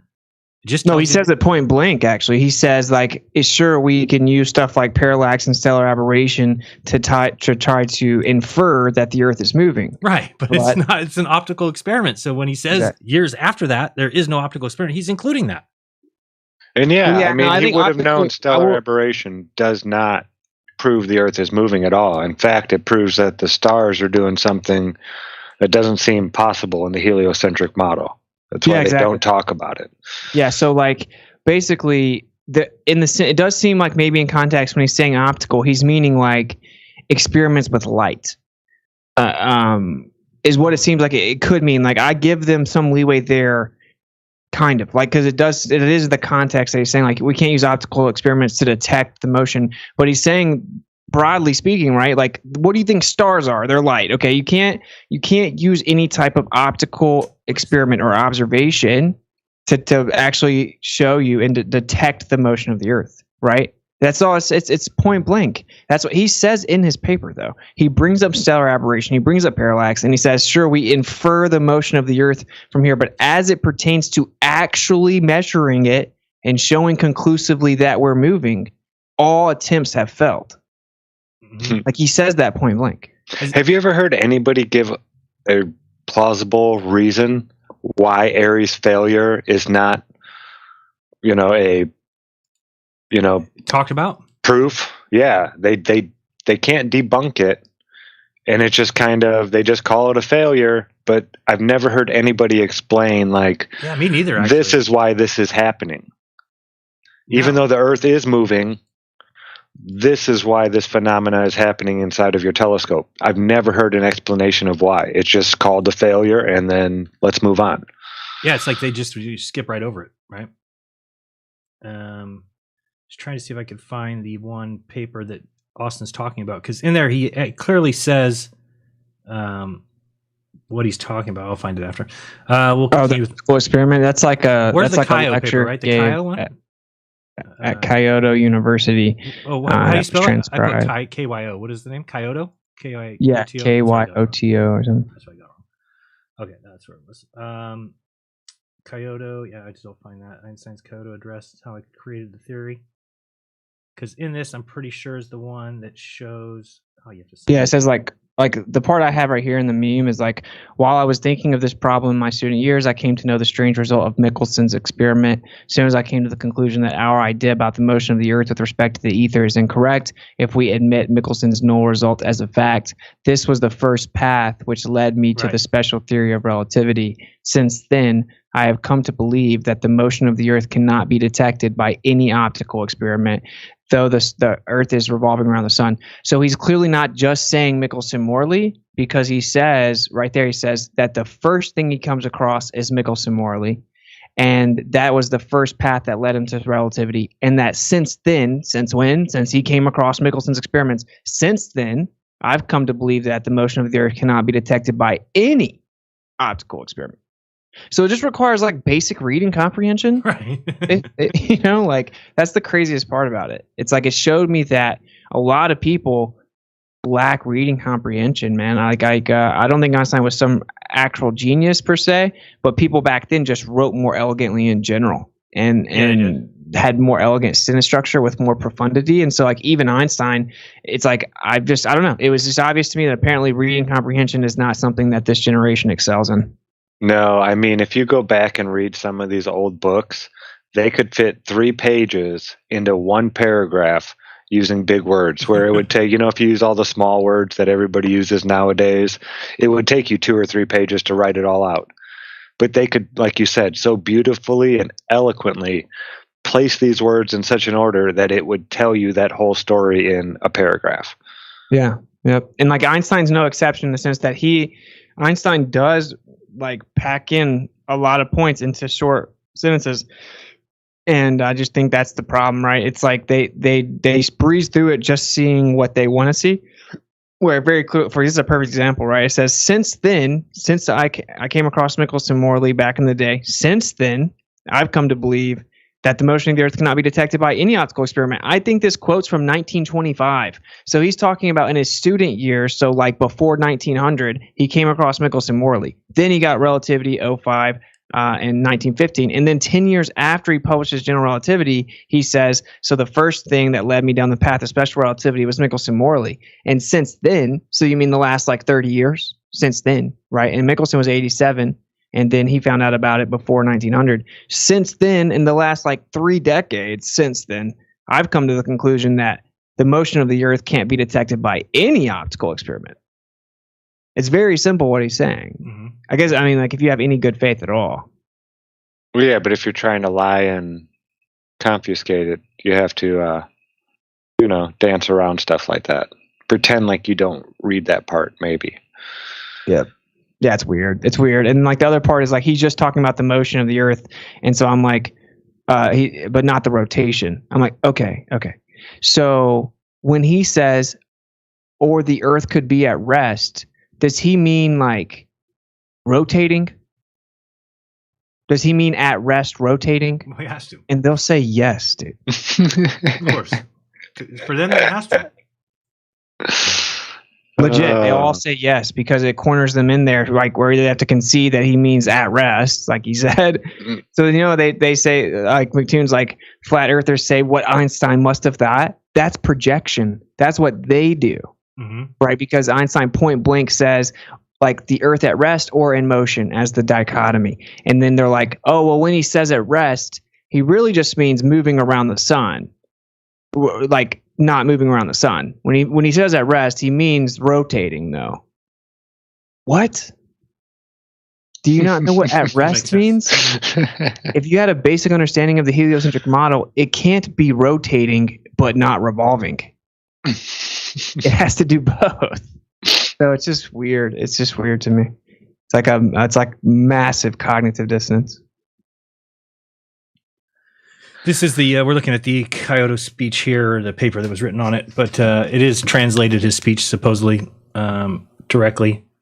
So I was trying to find exactly where that's at for you, but it's in here somewhere. It's talking about here, set up the mirror so that the light from a single source is to be reflected in 2 different. So you see, then I myself wanted to verify the flow of the ether with respect to the Earth. In other words, the motion of the Earth. When I first thought about this problem, I did not doubt the existence of the ether or the motion of the Earth through it. I thought of the following experiment using 2 thermocouples, set up mirrors so that the light from a single source is to be reflected in 2 different directions, one parallel to the motion of the Earth and the other anti-parallel. If we assume that there is an energy difference between the 2 reflected beams, we can measure the difference in the generated heat using 2 thermocouples. Although the idea of this experiment is very similar to that of Michelson, I did not put this experiment to the test. While I was thinking of this problem in my student years, I came to know that the strange result of the Michelson experiment. Soon I came to the conclusion that our idea about the motion of the Earth with respect to the ether is incorrect, if we admit Michelson's null result as a fact. This was the first path which took me and led me to the special theory. Since then, I have come to believe that the motion of the Earth cannot be detected by any optical experiment, though the Earth is revolving around the sun. I had a chance to read Lorentz' monograph, and he goes on and on. And this is I don't remember when the speech was. Was this around 1920-ish? I think so. I think 1925, but that's just off the top of my head, so I don't. I think we'll go ahead and continue this. He's putting it up here, so I think he'll tell us here. Cover some of the math, but you won't find the Einstein's field equations in there. Then in 1922, he gave a speech in Japan at Kyoto, and titled "How I Created the Theory of Relativity." It's kind of similar to this book. He goes over the history of what he thought about in how he came about the theory of relativity. And then finally, in 1925, there was an experiment by Michelson and Gale and another guy, Pearson, generally just called Michelson-Gale, where they measured the rotation of the Earth using a similar but not same setup as the first one that I mentioned, the Michelson-Morley experiment. Now, there's a couple important things that you need to look at in there. In the 1916 one here, Einstein was talking about the orbit of the Earth around the sun and specifically gave two different ways that we know that it's possible, and we actually know that it happens. Well, look at him. You see what he just did? Yeah, he just totally did. It was so obvious. Yeah, knows that it's possible, knows that it's happened. And the other thing that he did tactically was call this other one this mass market book for stepmothers so that he can avoid the quote that says any terrestrial experiment, then breezes right past the 22 speech just to start talking about MGP, Michelson-Gale Pearson, right. And then says, to show why we know it's possible, I mean, no, it's happening. He's so blatantly being dishonest on purpose. And what we're saying is that there is no experiment to show it. And he's not even getting there. He's basically saying, oh, well, he says that, we kind of can infer it. Yeah, we know that. We know you're inferring it. He called it, but we call it parallax. So parallax being when you look at the stars, the ones that we've talked a million times about parallax. We've said this a million times. If as distant and compare them to the very distant stars at one point of the year, and then 6 months later, you look at them again, the foreground star. Does anybody know of any preconceived ideas here that would be involved in this experiment? Like the fact that we're moving around the sun. So yeah, exactly. You have to assume that. Yeah. It's so goofy, bro. Like, oh, we see the stars move in the sky differently. That can only happen if they're not moving. Right. Shut up. It's just so, and again, remember these angles that they show here, they make it seem like it's real cool. Like, oh, we just go here, and these angles are 89.9999 degrees, right? So they're actually straight lines all the way out. You can barely see. Nobody, Tycho Brahe didn't see it. Obviously, Ptolemy, all these guys, nobody saw it. Copernicus didn't see it. Nobody saw any kind of shift or parallax until now. With modern equipment, they say they can get a tiny little bit. But again, that would be the same if the stars were moving and shifting above our heads. It doesn't prove that the Earth is moving because we have parallax. It's so goofy, dude. It's so goofy, man. Stars appear to move slightly in relation to the background stars. Never does it do that. You can do this by holding out a finger and opening one eye and then the other, and you can see how the view of your finger shifts in relation to the background. And so does that mean that you're moving? I don't get it. Yeah. What do you? What did you? So you just like now we're moving because you closed one eye? I don't really get it. Yeah. I mean, again, you don't know if the things that were out there in the wild were actually moving. Then you wouldn't be able to say, oh, it's because of well, no, maybe those things are moving. Now we know that the tree is stationary. So we can hold our thumb up and blink our eyes and see our finger moves with the tree or whatever. But if you don't know those things, you're making assumptions. He also mentioned that the redshift or Doppler shift of the light that we receive from distant stars is a different amount of shift based on where we are in our orbit. When we're aiming or moving towards them, the red shift is slightly different than when we're moving away from them. So he gave two very specific ways that we can know that we are moving around the sun. Now, that's not what he did, though. He specifically says that we can infer it with this, assuming the Earth's motion. He says we attribute this to the Earth's motion. Right. Then goes on to talk about how the pursuit is to definitively detect and measure it. And those are what he's describing are terrestrial experiments. So he wouldn't believe those as being proof and then later say that we have no proof. He would clearly say... Yeah, exactly. It's just bad faith. It's like it's intention, right? So that's when I have no empathy for someone. It's like, and this is intentionally bastardizing it. So yeah, it's just sad. And then I mean, if I don't even want to read. I wouldn't dare read his comments because every single person will just be in there like, "Yeah, you're right. Amen. Of course, Einstein didn't believe an it." Idiot. Yeah, right. Yeah. I mean, he thinks he's smart, but he's dumb as a trash can. Use light, so you could call them optical. Wow, they are. We do them both from the surface of the Earth, right? So you could call them terrestrial, right? So see what he's saying? He's leading us to the point where, yes, the correct thing to say is that, well, therefore, then what he said proves that those weren't proof. He's going to take you down the road of saying, no, well, then... that they are proof. They are proof. He made a mistake in what he said. He didn't mean it the way he said it. This is very important that he noted this in 1916. Then in 1922, he gave this speech. And one of the quotes from earlier, you can see this on the screen now, where they kind of misquoted it. What? And I don't mean kind of, I mean drastically. First of all, see, and they just keep doing this. He just keeps doing this. Wait, so what is he going to say? This is how you know he's just a degenerate. He's going to say that they misquoted Einstein? Oh, they did. Okay. I thought he was talking about like flat earthers. Oh, I don't know. I don't know what he's going to say. That's what I was asking. But let's see. And they chopped the sentence where there's a comma, put a period, and ended the quote. So I will read the full in context quote. Einstein said, "While I was thinking of this problem in my student years at the ether, since think about how dishonest he's being. That doesn't change our point. We invoke the quote to say Einstein said you can't use optical experiment to prove the motion of the Earth around the sun. If you add the final sentence that he says, though the Earth moves around the sun, it doesn't in any way rebut our point. It doesn't mean that there's all of a sudden proof now because he said it. We believe that. Cannot be detected by any optical experiment, though the Earth any optical experiment. All right, just make sure is revolving around the sun. And I'm pretty sure stellar aberration, light is optical. So is Doppler shifting, red-blue shift, also optical. So he's already told us that there is no optical experiment. Now this guy's going to tell us that there is. And if you look at the quote from the flat earther, you will see that the part beginning with the comma was converted to a period. So this is why we're saying don't do that, because now we've given them some, he's going to make a point like this is the whole thing when it's clearly not. It's just somebody left it off because it really is just funny. It's just a belief. And the part that said, though the Earth is revolving around the sun, was completely omitted. This is a common thing for flat earthers. Oh, so common. They cherry pick. They take things out of context. See, he doesn't know what cherry pick means. Right. Like he's a clown. But yeah, I just copied this quote from like a list of principal quotes. Right. But it doesn't matter. Like I've since updated it to add the final sentence. Right. This is clearly a screenshot from my one of my presentations from back in the day. I was going to say he doesn't say whose it is, but again, the fact is that if you add that ending part, it doesn't change anything except for now we know what his belief is. The thing is, we are not disputing his belief. We're not disputing whether he believed in geocentrism or whether he was a heliocentrist. We know which one he was.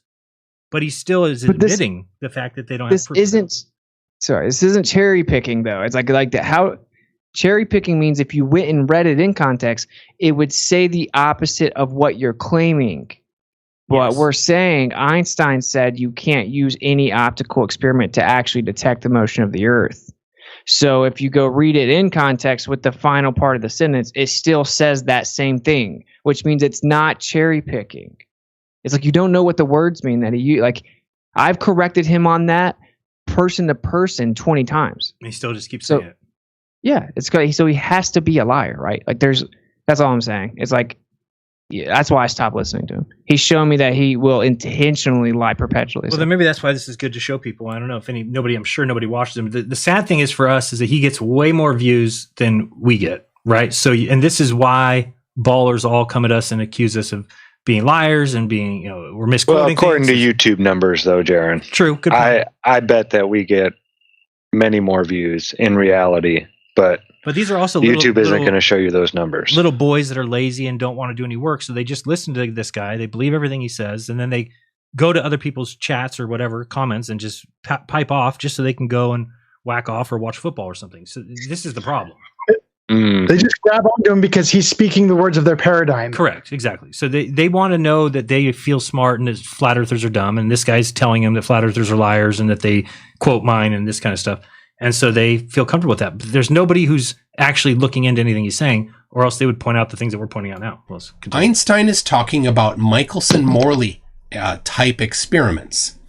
What does that mean, Michelson-Morley type experiments? This is because of special relativity, the understanding that we have from it. It's because using that type of apparatus, the Michelson-Morley apparatus. So, I mean, do people realize he's making this up?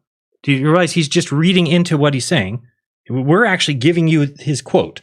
He's telling you what he must have been thinking that he's, it's like, now it's just make-believe. Well, here's what he actually meant.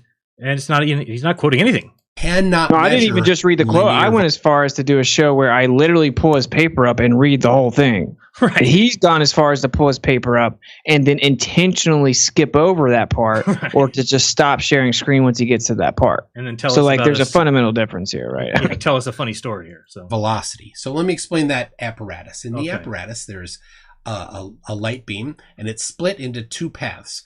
One going one direction, one going the other direction. One goes sideways in relation to Earth's orbit around the sun, and one goes toward the orbit of the Earth around the sun.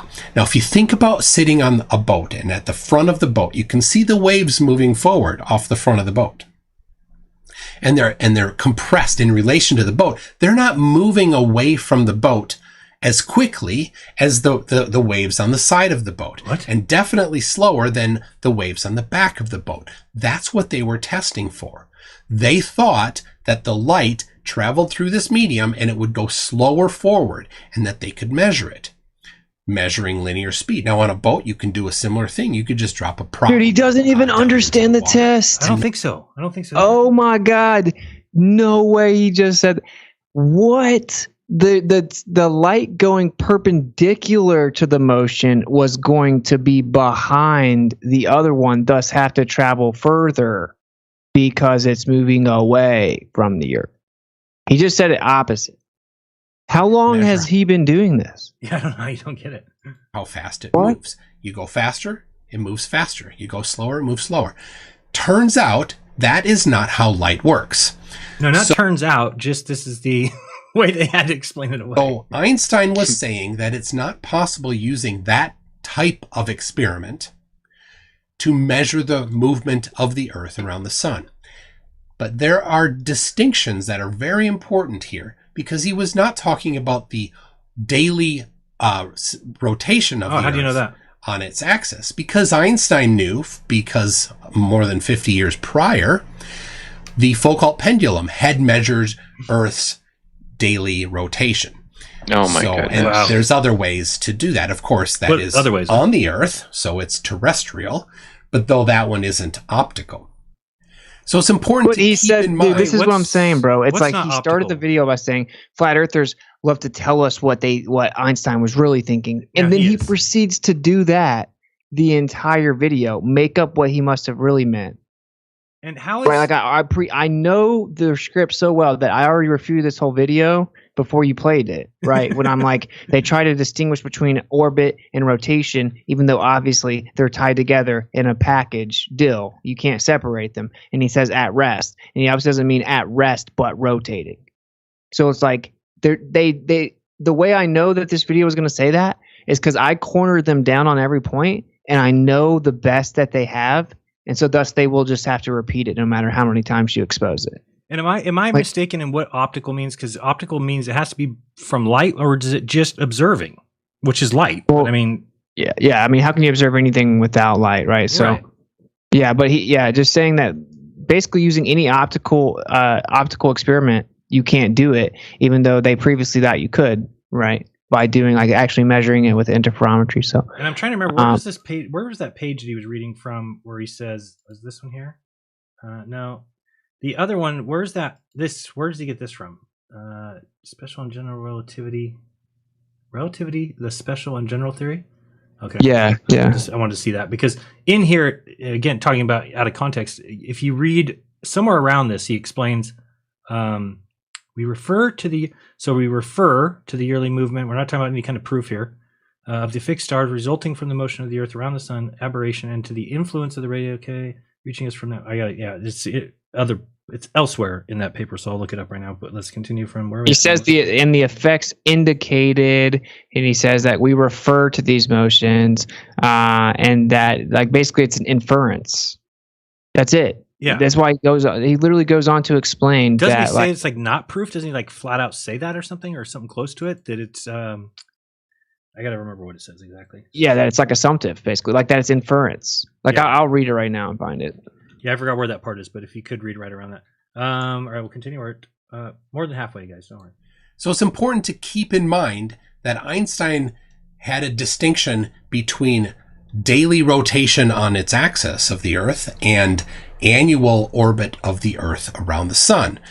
The Michelson-Morley experiment was specifically trying to measure the difference in to light speed as the Earth orbited the sun. And it's also important to keep the distinction that when he uses the words optical and terrestrial, we're reading that through a translation from German. So that muddies the water a little bit, but very clearly in 1916... Wait. If it muddies the water, then tell us the German and how it's different then. Right, you can't say that. It means on the earth in German. That's what it means. I did an experiment on the earth. Right. Yeah. What the hell, dude? Why say that unless you're just trying to grasp at straws to make excuses and lie? Like, I don't... Because it's such I'll stop. Well, it's a devastating thing to them, I think. This is the thing, is that if they have to admit that Einstein didn't say there was any test, and then they realize there hasn't been any test since, and every test to measure the speed of the Earth in its orbit has failed. They keep doing it. They keep doing it over and over again. And every time it gets the same result. That there are two ways to measure the Earth's orbit around the sun. Parallax and the shift in the color of light. He never said that that's how you measure the orbit. Muddies the water. Not measure. A little bit. But very clearly in 1916, he specifically said that there are two ways to measure the Earth's orbit around the sun. Yeah, I think Parallax I need to make him come on and debate me about this right here, but it has to be in a situation where he's modded and we have time segments. I got it. I'll do that. Yeah. Yeah, let's do it. You mod it, time segments, he lays it out, and then I'll just correct him live. That's what needs to be done. Do you know where the what page it's on? I'm looking at the paper now, but there's a lot of chapters. I don't know. Oh, where it talks about aberration? Just, what he's talking about, because I remember there's something I want to read about that where it basically says point blank that that's not considered proof. Maybe I'm thinking of something different, but I wanted to look at it. And he's also said, as far as he knew that if there's a spherical shell that is around a body or an area and it's rotated, that the same result would happen. So things like the Coriolis force, things like the Foucault's pendulum, those things would happen whether the sky was spinning or the Earth was spinning. He knew that. They all knew that back then. I mean, so it's weird that you would then now say, oh no, it's actually well, no, he would have said that. Shift in the color of light. So he did definitely give specific things. So in the nomenclature of flat earthers, that is him saying he can prove no, it's not that the Earth orbits the sun. Mm-hmm. So when he comes back later in 1922 and says, I have come to believe that the motion of Earth cannot be detected by any optical experiment. Clearly, he is not talking about those two specific things. Those are excluded from whatever he means by any optical experiment. Because you say so. And when you look at the context, he is talking about Michelson-Morley type experiments. Now, if you were to say that he was not just speaking about orbit of the Earth around the sun, but also about the rotation of the Earth, and somehow Einstein was dismissing the Foucault pendulum. He never said that. He never said that the Foucault pendulum didn't do anything, so that you'd have to put words in his mouth. But let's imagine for a second, just take the flat earthers claim. Well, that was in 1922. 3 years later, in 1925, Michelson and Gale measured the rotation of the Earth using a different type apparatus. No, actually, it's a similar apparatus, but it's a different setup. So in 1887, Michelson-Morley measured it by splitting light into an L and then recombining it when it came back to the origin. And then they saw this shift because the light shifted a little bit as one, they were hoping, as one had took longer time to go on its arm. Michelson-Gale split it and then went in a giant rectangle, both directions. Now, if the Earth rotates while the light is going around in both directions, then the apparatus shifts and it's a slightly longer path for one of the beams of light and a slightly shorter path for the other beam of light. And again, light travels the same speed. That's what the special theory of relativity says, regardless of the medium. So it would take longer to go around the longer path and less time to go around the other path. And that's what they measured in 1925. So if they were to say that Einstein did not think that was possible, then Einstein was just wrong, which is perfectly fine. He was wrong in other instances as well, though nobody has yet found that he was wrong about general or special relativity. People like except to say for like that all think he's fields wrong, of quantum. but Dude, Einstein specifically says that he knows that this ideal rotation is not exclusive to the Earth moving multiple times, right? Just like Sagnac, who discovered the effects that it was a vortex in the ether, like he introduced the idea of frame dragging, and that if something moves around a stationary Earth, you could also get the same effects of centrifugal force, since ideal rotation could still be detected, even if it wasn't, in fact, the Earth moving. Einstein specifically states this. And what is so the fact that he leaves that out just goes to show he's again being deceptive. Like I brought that to his attention 5 times. So. And real quick, because I always get this wrong, the gravitational force is how many times less than, or 10 to the what? 36th power. So, I mean, what is that number? Septillion. A lot. Sextillion. Something ridiculous. I forget. Well, 15, it's ridiculous. 10 to the 15th would be a trillion times. Yeah. So it's 36 zeros, whatever that is. I mean, I don't know what that is. Yeah, I can't count that high. And I did find it's unfathomable. It's unfathomable to think of how big that number is. Yeah, it's just ridiculous. We can put the zeros there and everything, but to actually sit there and try to think of, counting it out. I wonder how long it would take, since a trillion is what, 31,000 years? Yeah, I mean, I think so. It's it'd be so it's a 1 with 36 zeros. You said? Yeah, it's just ridiculous. Just want to see that number, just so we know. How many is that? So yeah, and even by their own math, gravity is the lights in the sky. A moon going around a planet going around a star going around the center of the galaxy. That's gravity. Gravity has nothing to do on Earth. It's all electrostatic. So this is this many times. This many times stronger, yeah, according to their own math. Right. We're not just picking this number up. X time. Oh, we can't see it on here. Sorry, you guys want to see it up here? On the smallest scale. That number times. I mean, anything times that much. If I were to throw a pencil at you, and then I were to throw it at you that many times as hard, it would obliterate the world. Just a hole right through the whole world would yeah. just go. The whole world would blow up because I threw the pencil. That's how much that multiplication is. Just you can't. It's not even fathomable. I mean, it's not even. No, this is why they're proposing electromagnetic gravity theories.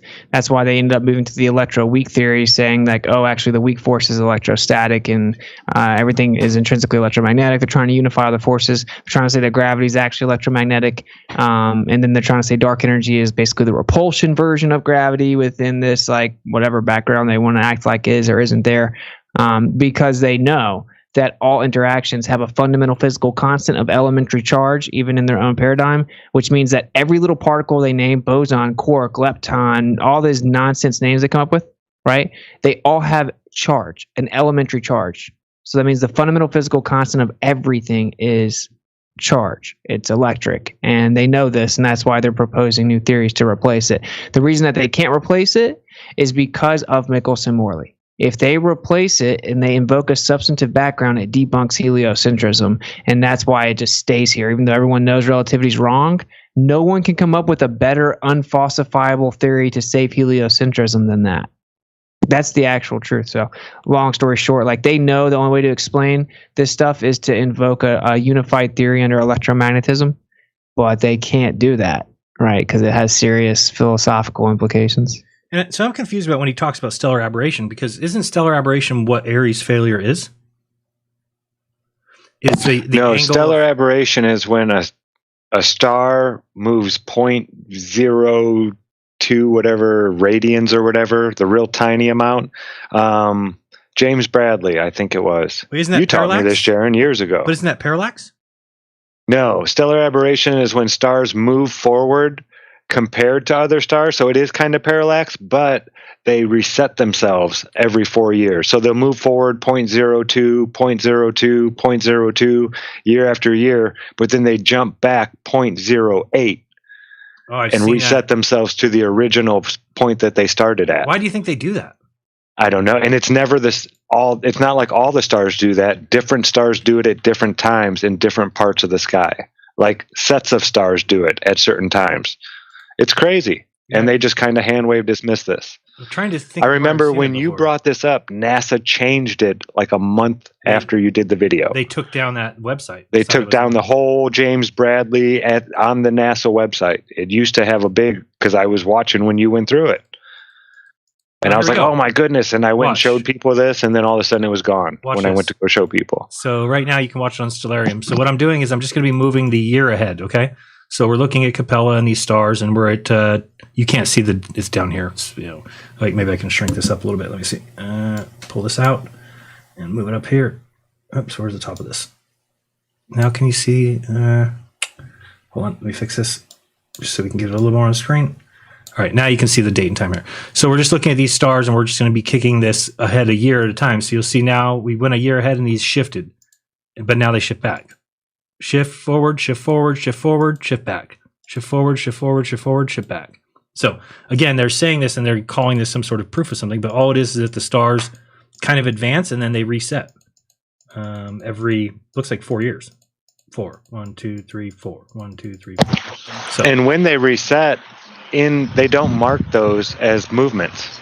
Like NASA, their official record keeping, they mark it as a 0 as it didn't move that year, and then in the margin on the side they mark how much it actually moved in the negative. Right, that's the Harvard, I know, was it Harvard? The negative parallax paper. I think it was written by I think that's Harvard or Stanford, yeah. On the reason the appearance of negative parallax. Yeah, so this is a paper being written about why we see negative parallax. And it basically says there is no mystery about it. It's just, that happens sometimes. And what do? It tells you in here to just mark it as 0. Just put it down as 0. When a distance star, or even make it positive. And dude, this is they say what they say is, well, these are only for really, really far stars, right?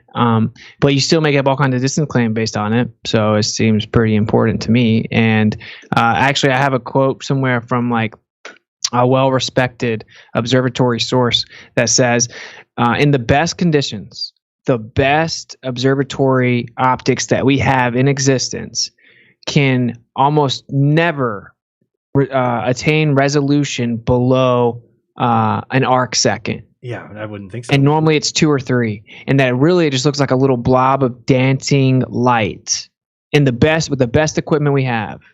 And now they're claiming to make measurements way less than an arc second. Way less, like milli-arc seconds. And that's the really distant ones, and the ones closer, it's not quite a milli-arc second, right? It's a little bit more, but it's always less than, it's like significantly less than 1 arc second. And admittedly, like the best stuff in the world cannot resolve that. When you get there, it looks like it's moving around. So basically, what they're doing is they're trying to guess the center of a moving blob of light, right? And then see if that center is different than their other guess of the center of the moving blob of light at a different time. And that's literally what they're doing. And what is an arc second again? An arc second is a degree divided by 60? Or is it even worse than that? And then I know from there, when you get to milli-arcs, that you're talking about 36,000. Well, you got divided by 60 minute, arc minute. Then you have the arc second. So it's like 1/3600th. 1/3600th, right. Okay. So right here it's talking about when a distant star, whether bright or faint, is observed through a scattered cluster, perhaps, or whatever, a negative parallax must be expected. Obviously, the trigonometric conditions are just as valid for a distant star with comparison stars that are near to us as they are in the usual inverse situation. A large negative parallax may be just as real as an equal positive parallax. It must merely be recognized that it is the positive parallax of one. Just telling you, if you get a negative, it's actually just recognize it as a positive, and then you'll be fine. I mean, it's just insane that people don't see this stuff. This is how they have to, and then everybody goes through thinking, I'm sure they've solved everything, and they haven't. This is just the way that they get by. It talks about these negative parallax produced in January. Anyway, we'll get out of this one, go back to, so Stellarium. It's really weird that they do that kind of, check and reset there. Let's go back to where we were here, and we're almost done. Let's get, just 1 minute. They never actually show the empirical evidence that supports it. Well, what was he talking about? Hold on. General Einstein was just wrong, which is perfectly fine. He was wrong in other instances as well, though nobody has yet found that he was wrong about general or special. He was, because the proof of that supposedly is this eclipse that they saw stars behind the sun, and it's been reported many times by many people that it was all made up, that it wasn't even close to the right value. It's just they had this whole bet of whether or not he would actually see the stars bend around the sun. And they never even took into account the fact that you would have bending light through some sort of sun atmosphere. There's like all kinds of things that go into it. Again, they just presupposed that that's the reason. They call these things proof. Just in light moving around like any type of plasma with electromagnetism would cause the very same effect, and it can be replicated with great precision on the Earth. Right. Now you can't replicate what they're saying on the Earth. No, but you just got to believe it. Yeah, exactly. It's like so funny that when you can do actual tests, like if you want to do a test for orbit, you can do that. Magnetic levitation, quantum locking. You can have perpetual, but they can't test their claim of free fall, change in angular direction perpetually around a ball because of gravity. You can't even use another force to do it because something can't free fall and change angle at the same time. That's stupid, much less doing it perpetually. It's a frequent occurrence. Like you can show all kinds of experiments to show things that could actually cause the effect, but they're all ignored, and everything that they claim can't be tested. Like the 1919, just like you said, did not show the results they predicted. It literally didn't match the prediction.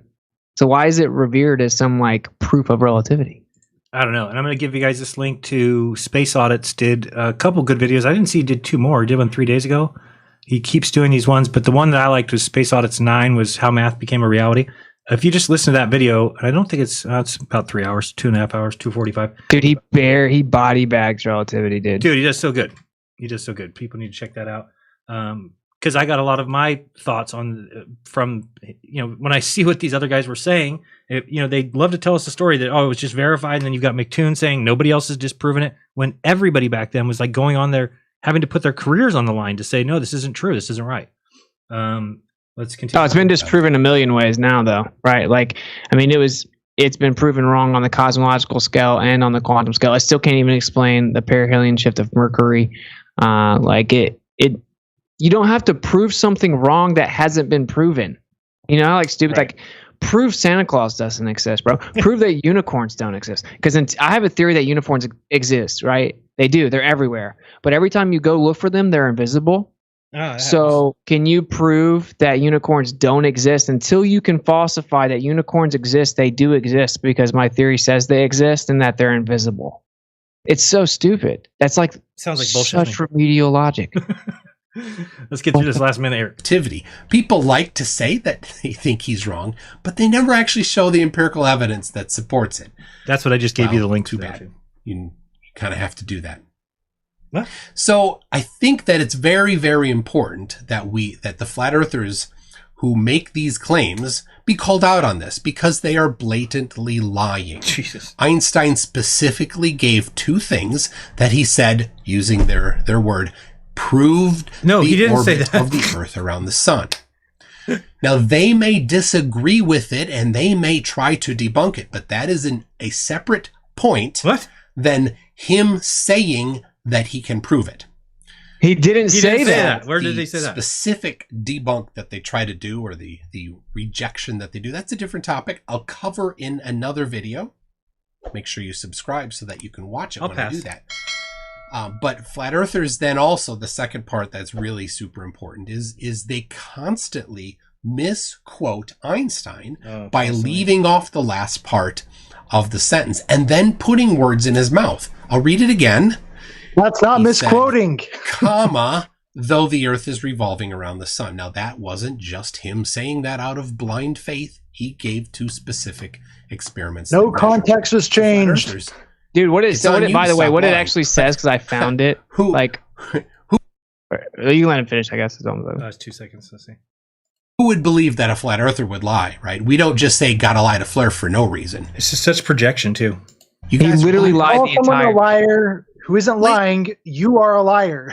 He lied the entire video. Jeran, you're down to moderate something between me and him? Absolutely.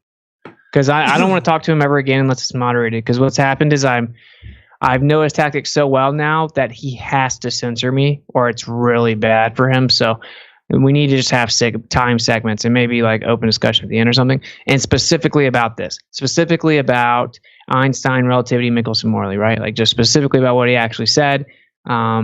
So we can put it to bed. It's just annoying. I know a lot of people that YouTube props this dude up. When you look for flat earth, you're going to end up coming across him. So, right. If you looked up Bob Nodell in the last couple of weeks, it's all you found is that video.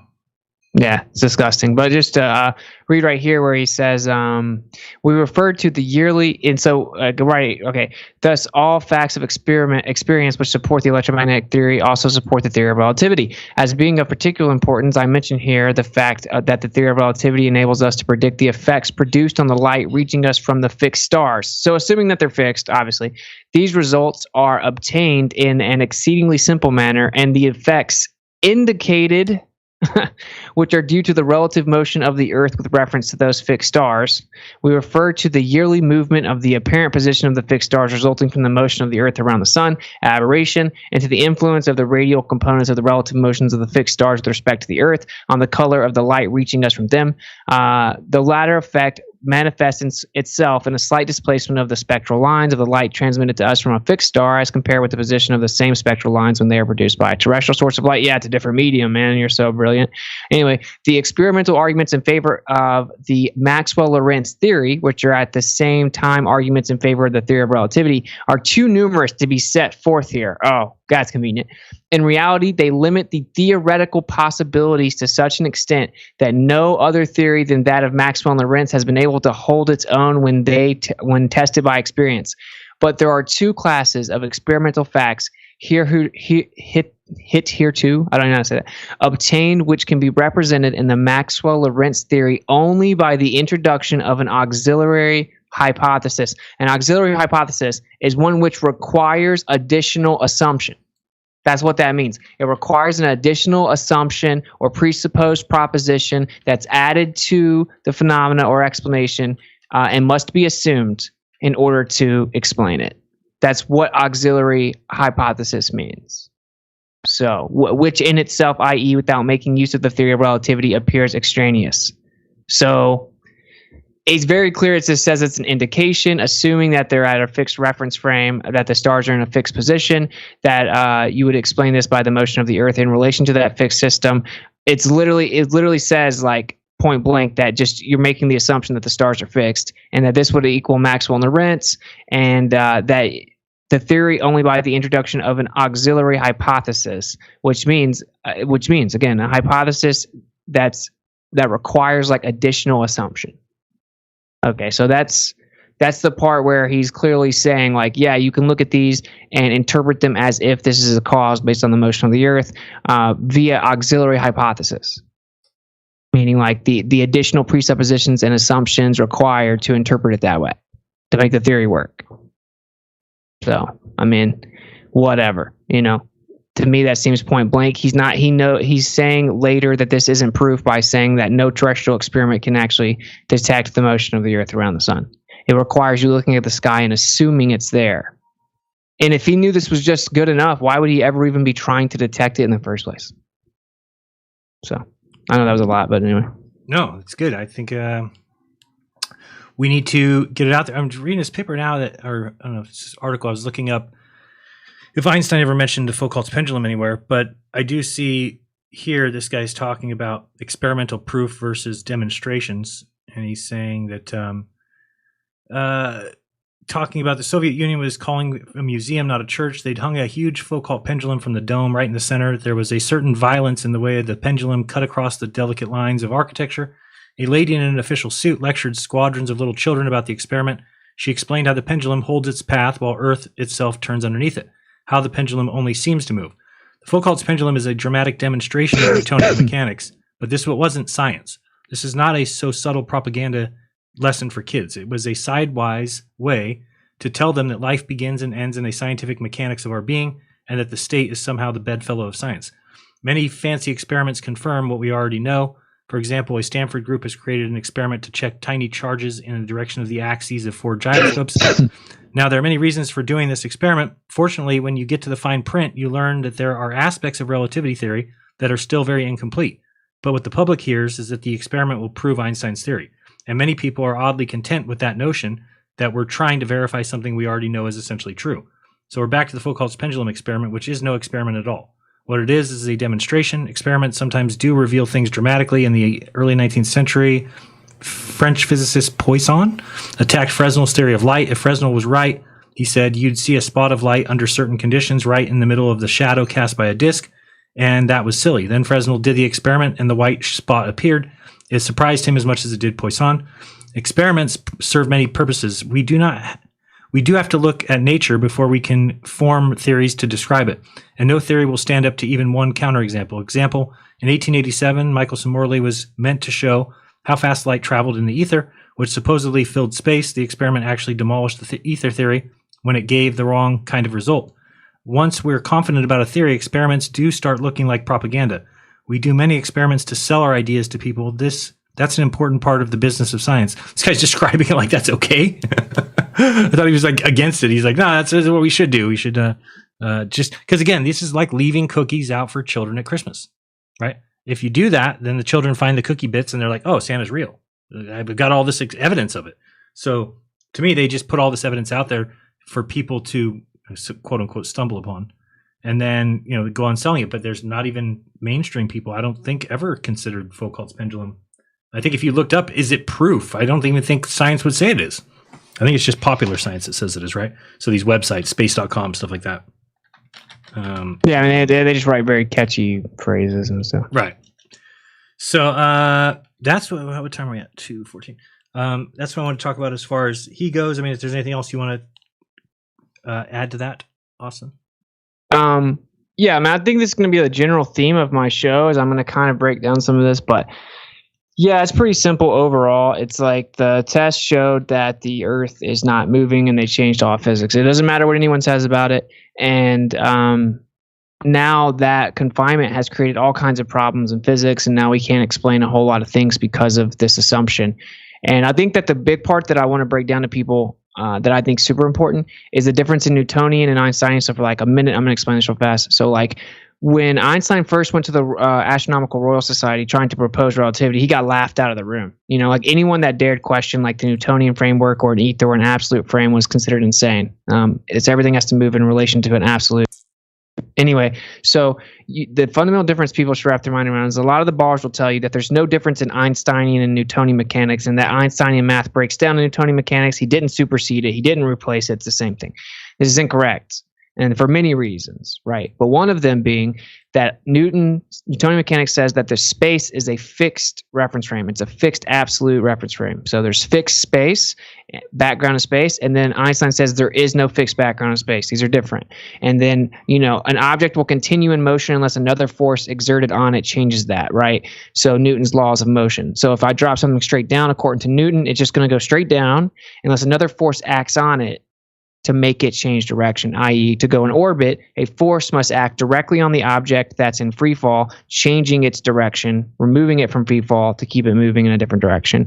And that free fall straight path needs a force, fixed background. Einstein says no fixed background, that objects that are in free fall are actually in a geodesic path, which means that they can appear straight, but they're actually curving overall in space-time, so that in a free fall, it's curving around the object.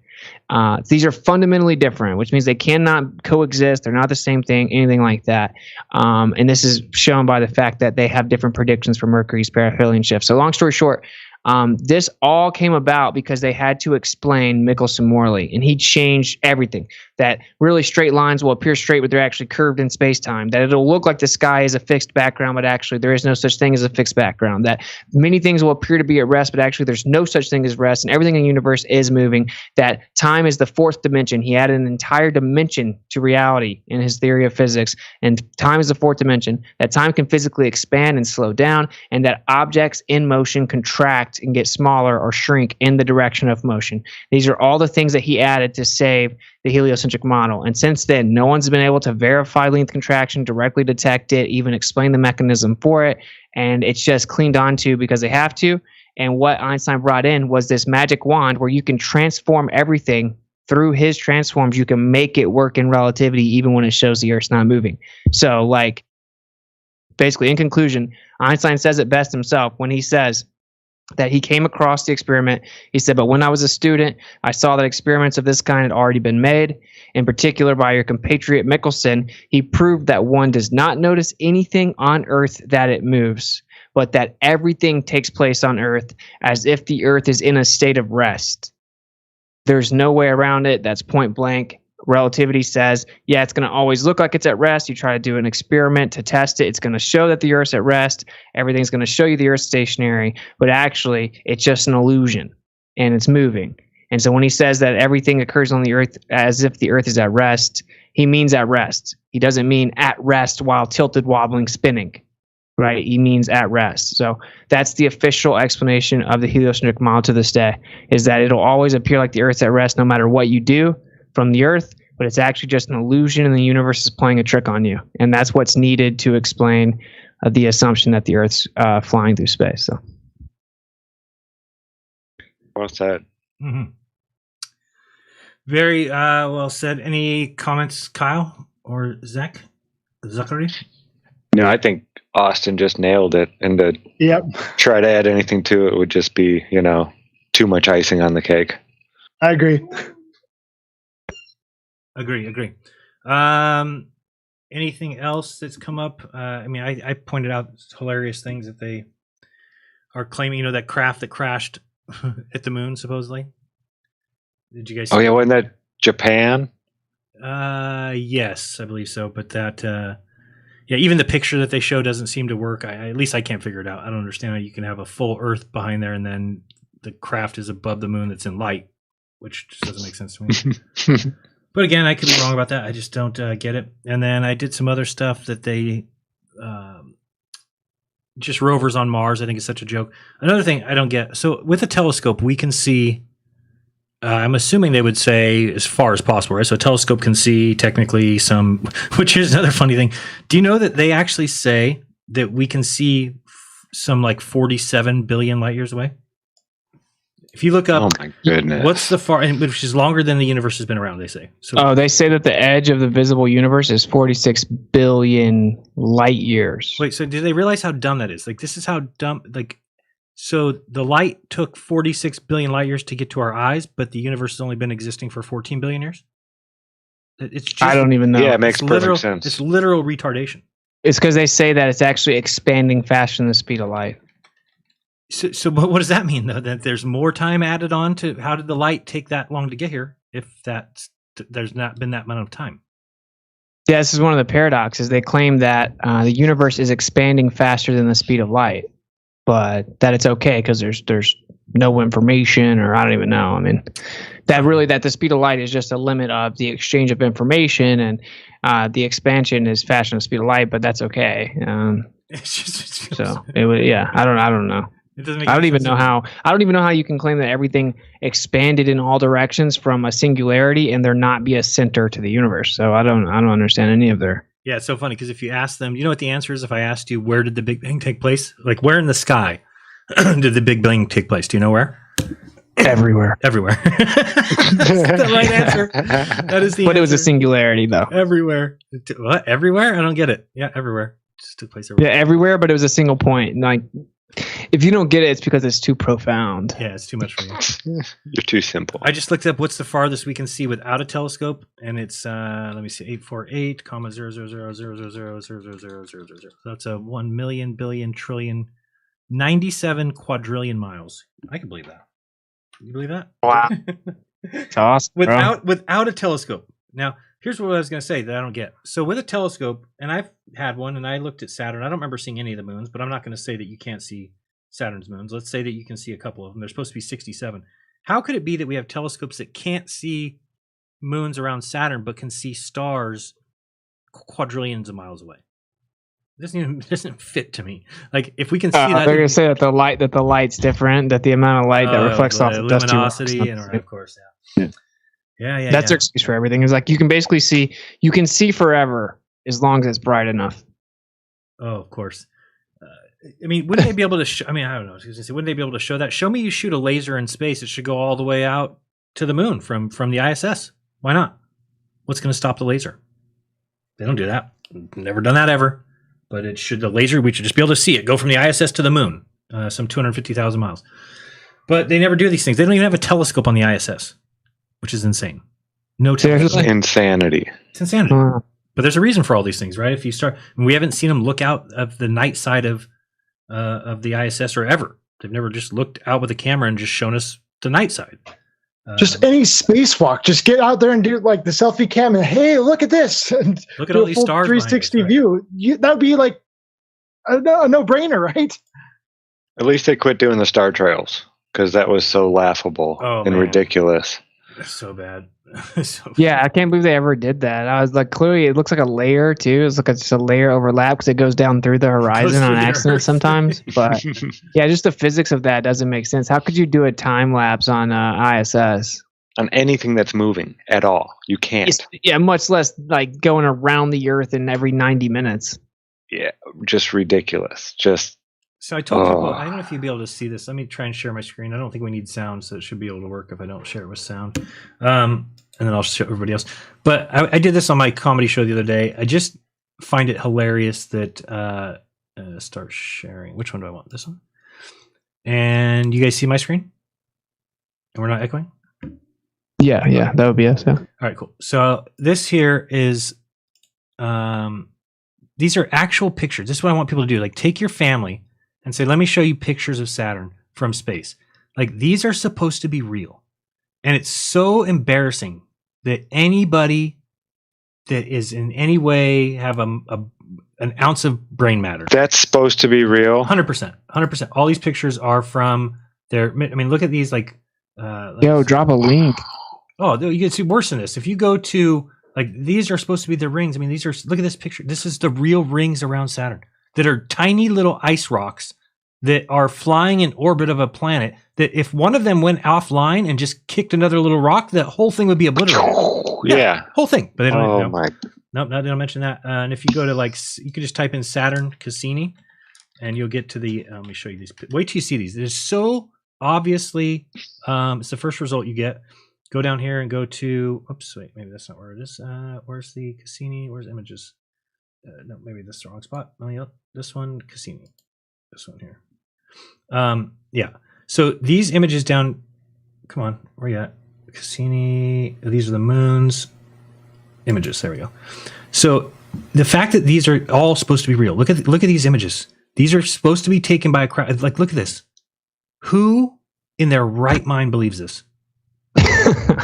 Like, who believes that looks like that art that people make? Look at this. Saturn's moon Enceladus drifts before the rings, which glow brightly in the sunlight. And look at the vent down here. Oh, it's just amazing. Oh my goodness. Well, at least this says this illustration. So at least we got one illustration, but nothing else says that. Like, this is supposed to be real, for sure.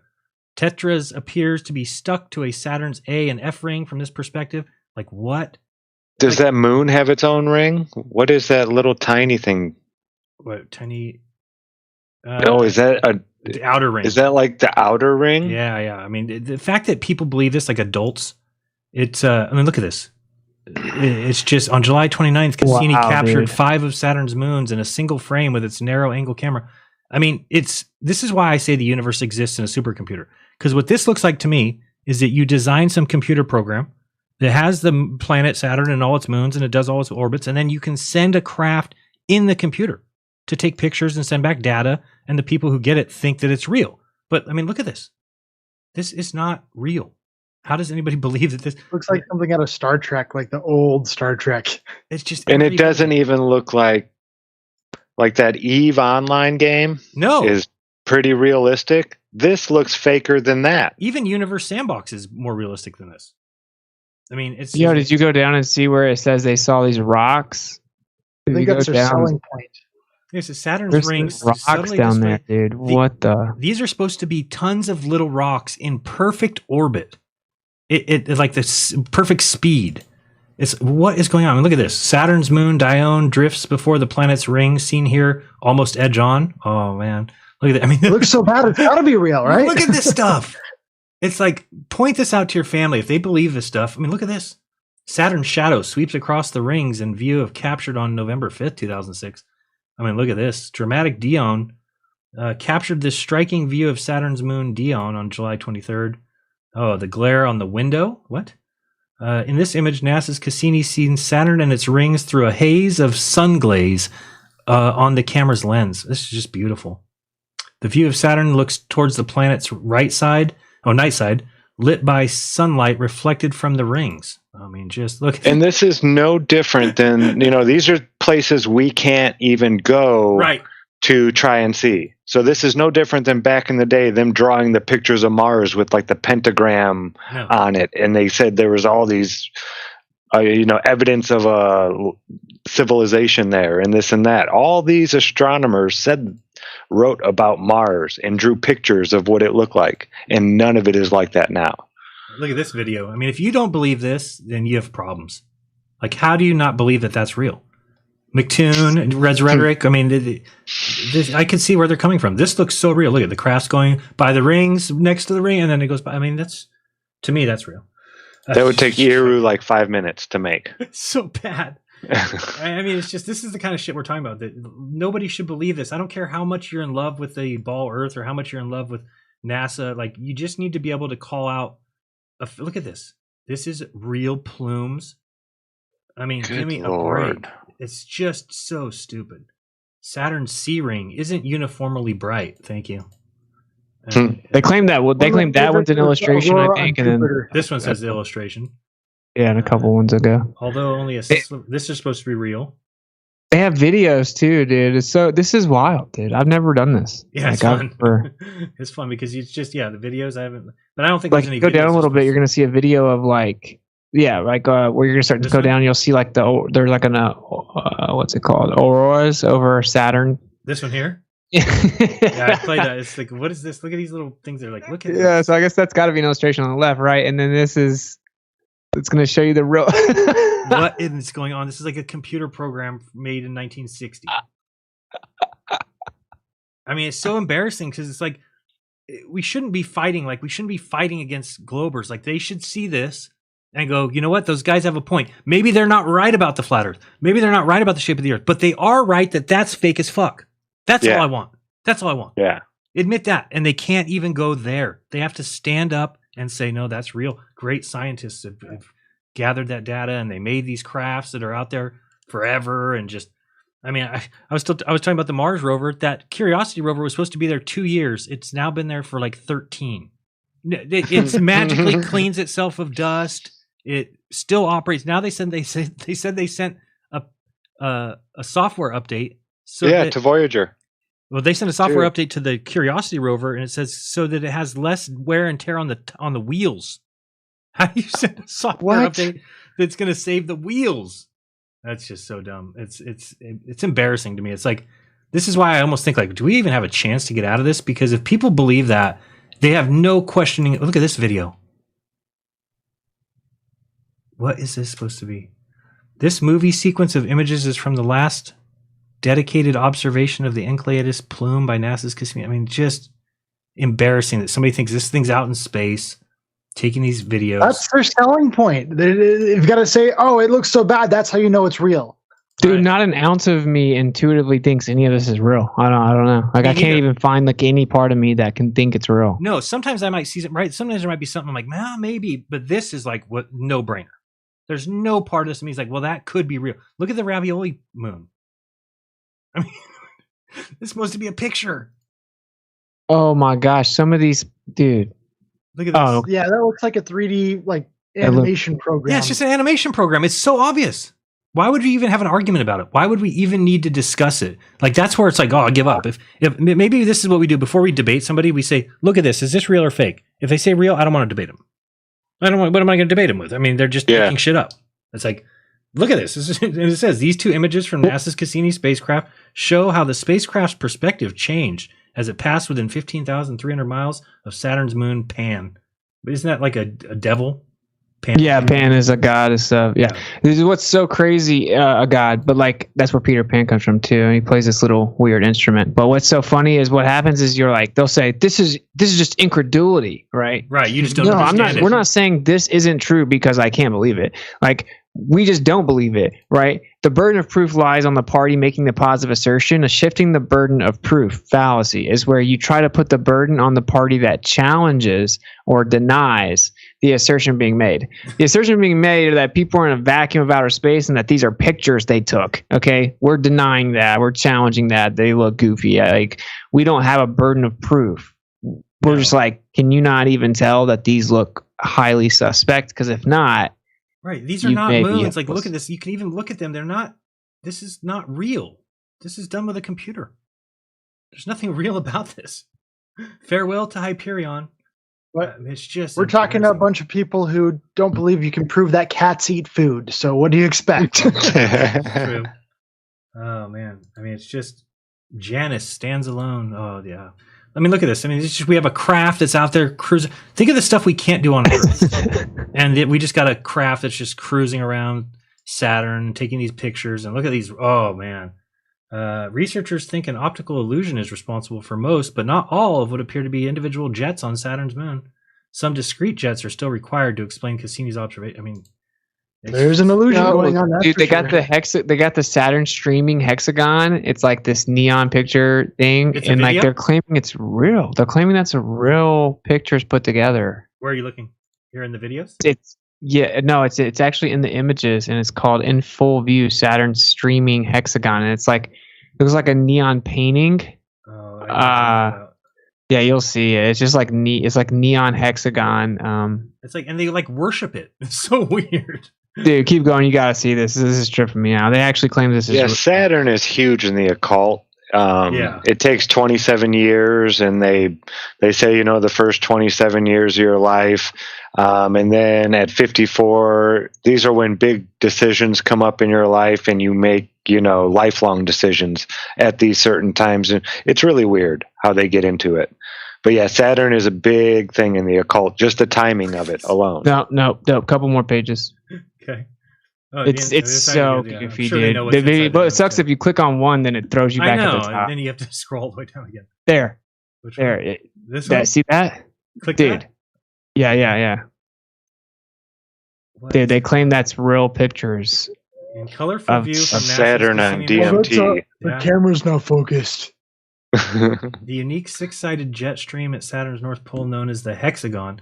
This movie, made from images obtained by Cassini's imaging cameras, is the first to show the hexagon in color filters and the first movie to show a complete view from the North Pole. I mean, what a joke. Yo, is this like Truth in Plain Sight too? It's showing their North Pole with a vortex. Give me a break. It's showing a vortex on their North Pole, dude. It's like, but this is what's really happening on the Earth type thing. Right. Oh my goodness. And it just gets above Saturn, takes pictures of it from up there. Where's the picture of Earth like this? Where is the fucking pictures of Earth?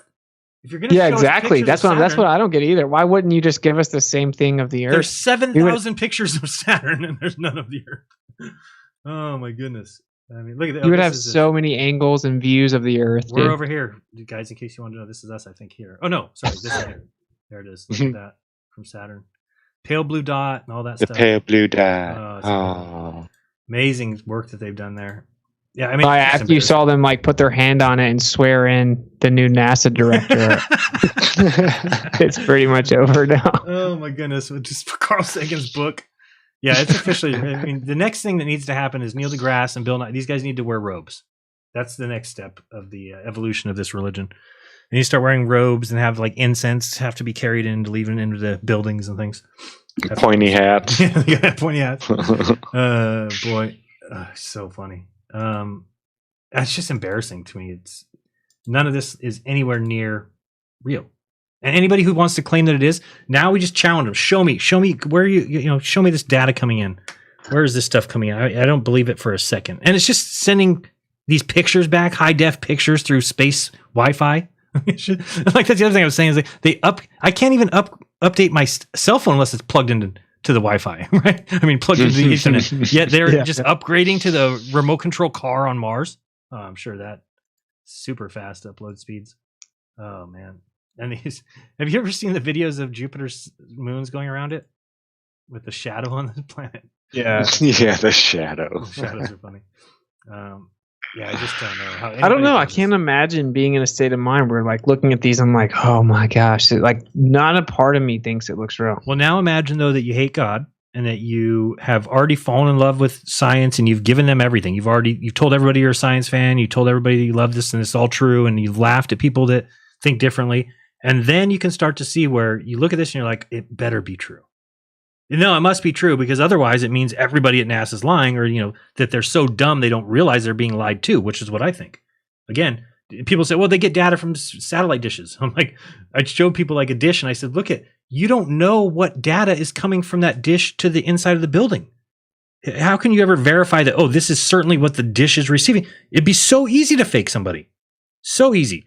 I mean, I could go up and put a dish on top of your house and I could just run the cord differently, have it intercepted somehow. And then you're watching TV or whatever. And I could put anything coming from there and we could go, wow, that's coming from space. And we'd be watching it on your TV and you'd be like, it must be because the satellite's up there and this is what it's outputting. But you don't even know that I could easily cut the line in and put whatever data I want to come in. It's like they don't even realize what proof is or what evidence is. They just think that it must be true because otherwise, then. Well, yeah, they even showed that in that Capricorn 1. There was only one guy at NASA that knew something was wrong. Right. It was the telemetry data guy. And they even said he wasn't in on it, and then he ended up disappearing. Right. And they even said that there's nobody, Gene Kranz says that nobody in the control station would know the difference between simulated data and reality. Real data. Yeah. I mean, I have a video of, have you seen the video of the blonde girl talking about that?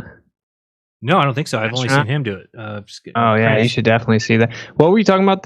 What were you just talking about, Zach? Well, like this is what I was saying here. So Capricorn 1. Have you ever seen that movie? No. Like how do you haven't seen Capricorn tonight, 1? Austin, dude. You got to watch that, dude. It's about a fake moon or Mars landing. mission. O.J. Simpson's in it. It's good. Yeah, it's real good. And it was written by a guy. The reason he wrote it was because he was in the news, in the media, and he realizes people start questioning the moon landing. He's like, wait a second. They could have totally faked the moon landing. It's like, and he was a reporter at the time. He just said, okay, I'll go make, and nobody would pick up his movie. And then it got picked up by somebody, by the BBC or something, or like somebody in the UK, or I forgot what the story is behind it. I'll have to look it up. It was called. Check this 2-minute video. I'll definitely watch that though. Yeah. I've heard of it, but I've just never seen it. Yeah, you should think about it. It's 2 minutes long. This is the. Where'd you put it in the chat? I put it in the Skype chat, and it's very telling. This girl looks like she just MK Ultra'd out of her brain or something, but wouldn't doubt it. Yeah, she just straight up says like, you can't tell the difference. Let me see. Here. Okay. Bring that up. Here we go. Oops, no sound. There we go. Well, you've worked on Apollos 8 and 10. What was that like? Can you describe your feelings during those two missions, what it was like? Well, the missions were so nominal that you almost couldn't believe that it was happening. We had been simulating these things for so long, and everything goes wrong in the simulations. You have devious little men that plan simulations. They plan to do everything wrong so that they can mess everybody up. So when we got to the real mission, it seemed like a piece of cake, really. What sort of things in the simulations would they have go wrong? What sort of problems would they present to you? The engine fails. Their gyroscopes and reference equipment will fail. You'll lose communication. They'll underburn. They'll overburn. They'll have abort situations come up. Do you think that there is any danger when actual astronauts are involved and it's not a simulation, that your mental attitude won't take into consideration the fact that it's a manned mission, that it will be too much like an exercise? I think you always remember that there are men on board.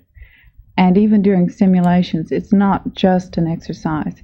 The simulations seem as real as the mission.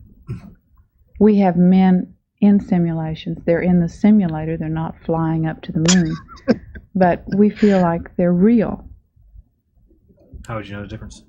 You feel like they're real, but do you think that the entire space program, as you view it in your work, has a sense of unreality to it? Wow, what an interesting interview. I think the atmosphere you work in is a little bit unreal as far as the actual facilities are concerned. Huh? You're totally isolated. You're surrounded by machines. There are no windows in the buildings where you work. The lighting is always the same. You lose all track of time. You think in terms of ground elapsed time, and that becomes the only reality. Wow. Isn't that crazy? That is a crazy interview. That sounded straight up brainwashed. The other one that I thought was funny is, did you see this one? You know who Wally Funk is? Mm-hmm. Wally Funk's the old lady that went to space with Jeff Bezos. She states she didn't see the curvature of the Earth. They were 60. I thought we were going to get high enough, but we just didn't quite get there. Yeah. 66 miles in the sky, and they didn't see the curvature of the Earth. Oh, yeah, the Blue Origin girl, yeah. She gave him a 2 out of 5 out of the score for that. I mean, it's just hilarious. I mean, so now you got people actually saying, oh, I saw it on the Concorde, I saw it on an airplane, I saw it on top of my house, on a hill, on a mountain, and then somebody's 66 miles high, they didn't see it. Okay. Yeah, exactly. I know. I couldn't believe the stuff Graham Hancock was saying. What was he saying? He could see it from everywhere? Yeah, just go to a tall cliff. Oh, boy. Looking out over the ocean. It's like, dude, come on. Well, this is what I was. We were talking about this though. Like, you do see in a circle. Like, if you have a hula hoop and you looked out and you went above it, right? It's going to look like it's curving because you see in a circle. And say you ever did see what looked like left to right curvature at all, you know, obviously it's your eyes. And if that ever changes, like if you go back the next day and it's not there, that actually debunks the globe, because what it shows is that the conditions act like a lens, which either exaggerate the effect of your curved vision more or less based on how much magnification is going on, like lensing, and it makes it look like there's curve there in your circular view. If you can actually see a alleged curve anywhere, that's like a good thing, because if it changes, it literally debunks the globe. Because they say refraction is that light bends down to the more dense medium and lifts things up, and that there's no left to right refraction. So if you see left to right curvature, quote unquote, and it changes, that literally debunks their entire like position and explanation of curvature and refraction. We were talking about there's also kind of an illusion that takes place when you're down at the ocean, where if you look out towards the sun, it's brighter. But then if you look off to the right or to the left of that, the scenery gets darker and darker. And so you see the bright out in front of you and then darker to the left. And so all of a sudden that effect can make it look curved when it's not curved. Yeah, it's just crazy too, because like, what was that really popular video that Dave was on here when we were talking about it? Got millions of views, well edited. We were all debating. Remember, like Bob held a vote. Like we all voted whether or not we thought it was real or fake, or if they knew it was real or fake. Remember, really popular channel on YouTube claimed that they were going to up into space basically, and he comes down and he says like, is the Earth flat? And he says, no, I can officially confirm it's not. Dude, perfect. Yeah, so like, why is this girl saying she went up 66 miles, didn't see the curve, and this guy comes down and says he can definitively declare he knows the Earth's not flat now? And wait, was he in the same craft or was he in the other? Oh yeah, he was in the same craft. I was gonna say, I know that. Remember Richard Branson said they saw the curve, but they were 10 miles lower than this one supposedly. Yeah, so what's up with that? Like, I mean, maybe they actually are using like a window that kind of imposes it, or are they just lying? Well, I'm one who thinks that they do launch it, that they do go up there. So, I mean, I think it's just a reverse bungee jump, but I just think sometimes you might see curve, and because of the way you're looking at things. Again, it's not curve like a sphere. It's curve because that's the limit of your eye, the distance you can see. Yeah, right? Like a hula hoop. Or there's also the spotlight effect. Mr. Sensible loves to talk about the mage, but he never takes the spotlight effect into account. Where if you put a spotlight on a stage, because that spotlight is circular, that stage is going to look like it's curved, even though it's completely flat. Oh, Peter Hyams is the guy's name that directed Capricorn 1. But he tells I don't know if it's in Wikipedia or not. American Film Festival, known for directing 1978 conspiracy thriller film Capricorn 1, which he also wrote. Then he did Outland. Oh wait, he did the 1984 science fiction film 2010, The Year We Make Contact, the sequel to Stanley Kubrick's 2001. I didn't know that. And then a bunch of other books I can't recognize. But it talks about here Capricorn 1. Hyams had written the script for Capricorn 1 1978, a number of years earlier. It was a conspiracy thriller about a fake mission to Mars. Paul Lazarus managed to raise financing with Hyams as a director, and the film was his first hit. This was followed by a less successful. Hyams did a rewrite. Where does it talk about? There's a place where it talks about he was in the media, and so he I don't see it right here. Personal life trademark. I'll have to find where it was talking about that. But it talks about how he was in the media, worked for, I don't know if it was ABC or NBC, made a directorial debut with ABC Movie of the Week. I don't remember where it talks about it. But it was interesting that he said he was actually covering the moon landings. And then somebody said years later, it could be faked. And since he was there, he's like, yeah, I could have. Very easily. You know, they talked about, filming off of a screen, which I've explained why they do that. You can't pull out artifacts from a video or a photo if you take a picture of something else. So yeah, exactly. Very smart of NASA to play the live stream wherever they're doing it from onto a TV screen and then tell the reporters you have to film off the TV screen. Because when you do that, you can't find artifacts. That is a legit video. Just like, with photographs, if you take a photo of another photo, it will pass all tests as far as being real because it is a legit photo. That's what you're testing. Is the photo real? Yes, it's a real photo, but it's a photo of a photo. So yeah, exactly. This is why when you see those videos of like the space shuttle and you see that little man, people see that reflection of the man. That's because they're filming that off of a TV screen. That's why you see the reflection of the cameraman in the screen. That's all it is that they filmed so that you can't ever pull out anomalies or like put it through some sort of forensics program because it's going to always come out looking real. Again, if you take a video of a video, how can you prove that the video's not real? You can't. The video is real. You just took a real video of a screen that could be a fake thing. So, and in Capricorn 1, they even show how Stanley Kubrick did the moon landing, like the way he curved the. There was no corners in the studio that they had set up in Capricorn 1. You can see it's like a curved, and that was one of those things Stanley Kubrick came up with to do a lot of his movies and stuff like that, to get it to look like it's a really far away image and this and that inside a studio.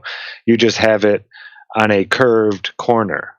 So there's no sharp line there to see. And it kind of just all blends in and you can't tell you're inside. Okay, that must not be weird. Yeah, and here the 1 minute clip of Chris Hadfield saying like your whole life is simulation, super realistic simulations. It's such a realistic simulation, you can't even believe if you're ever going to go. And that's their new thing, right? It's just funny. This is where they're going to go. This is where they're going to go now that it's a simulation and we're made by aliens. Anything but God. As long as we're created by aliens, they're all right.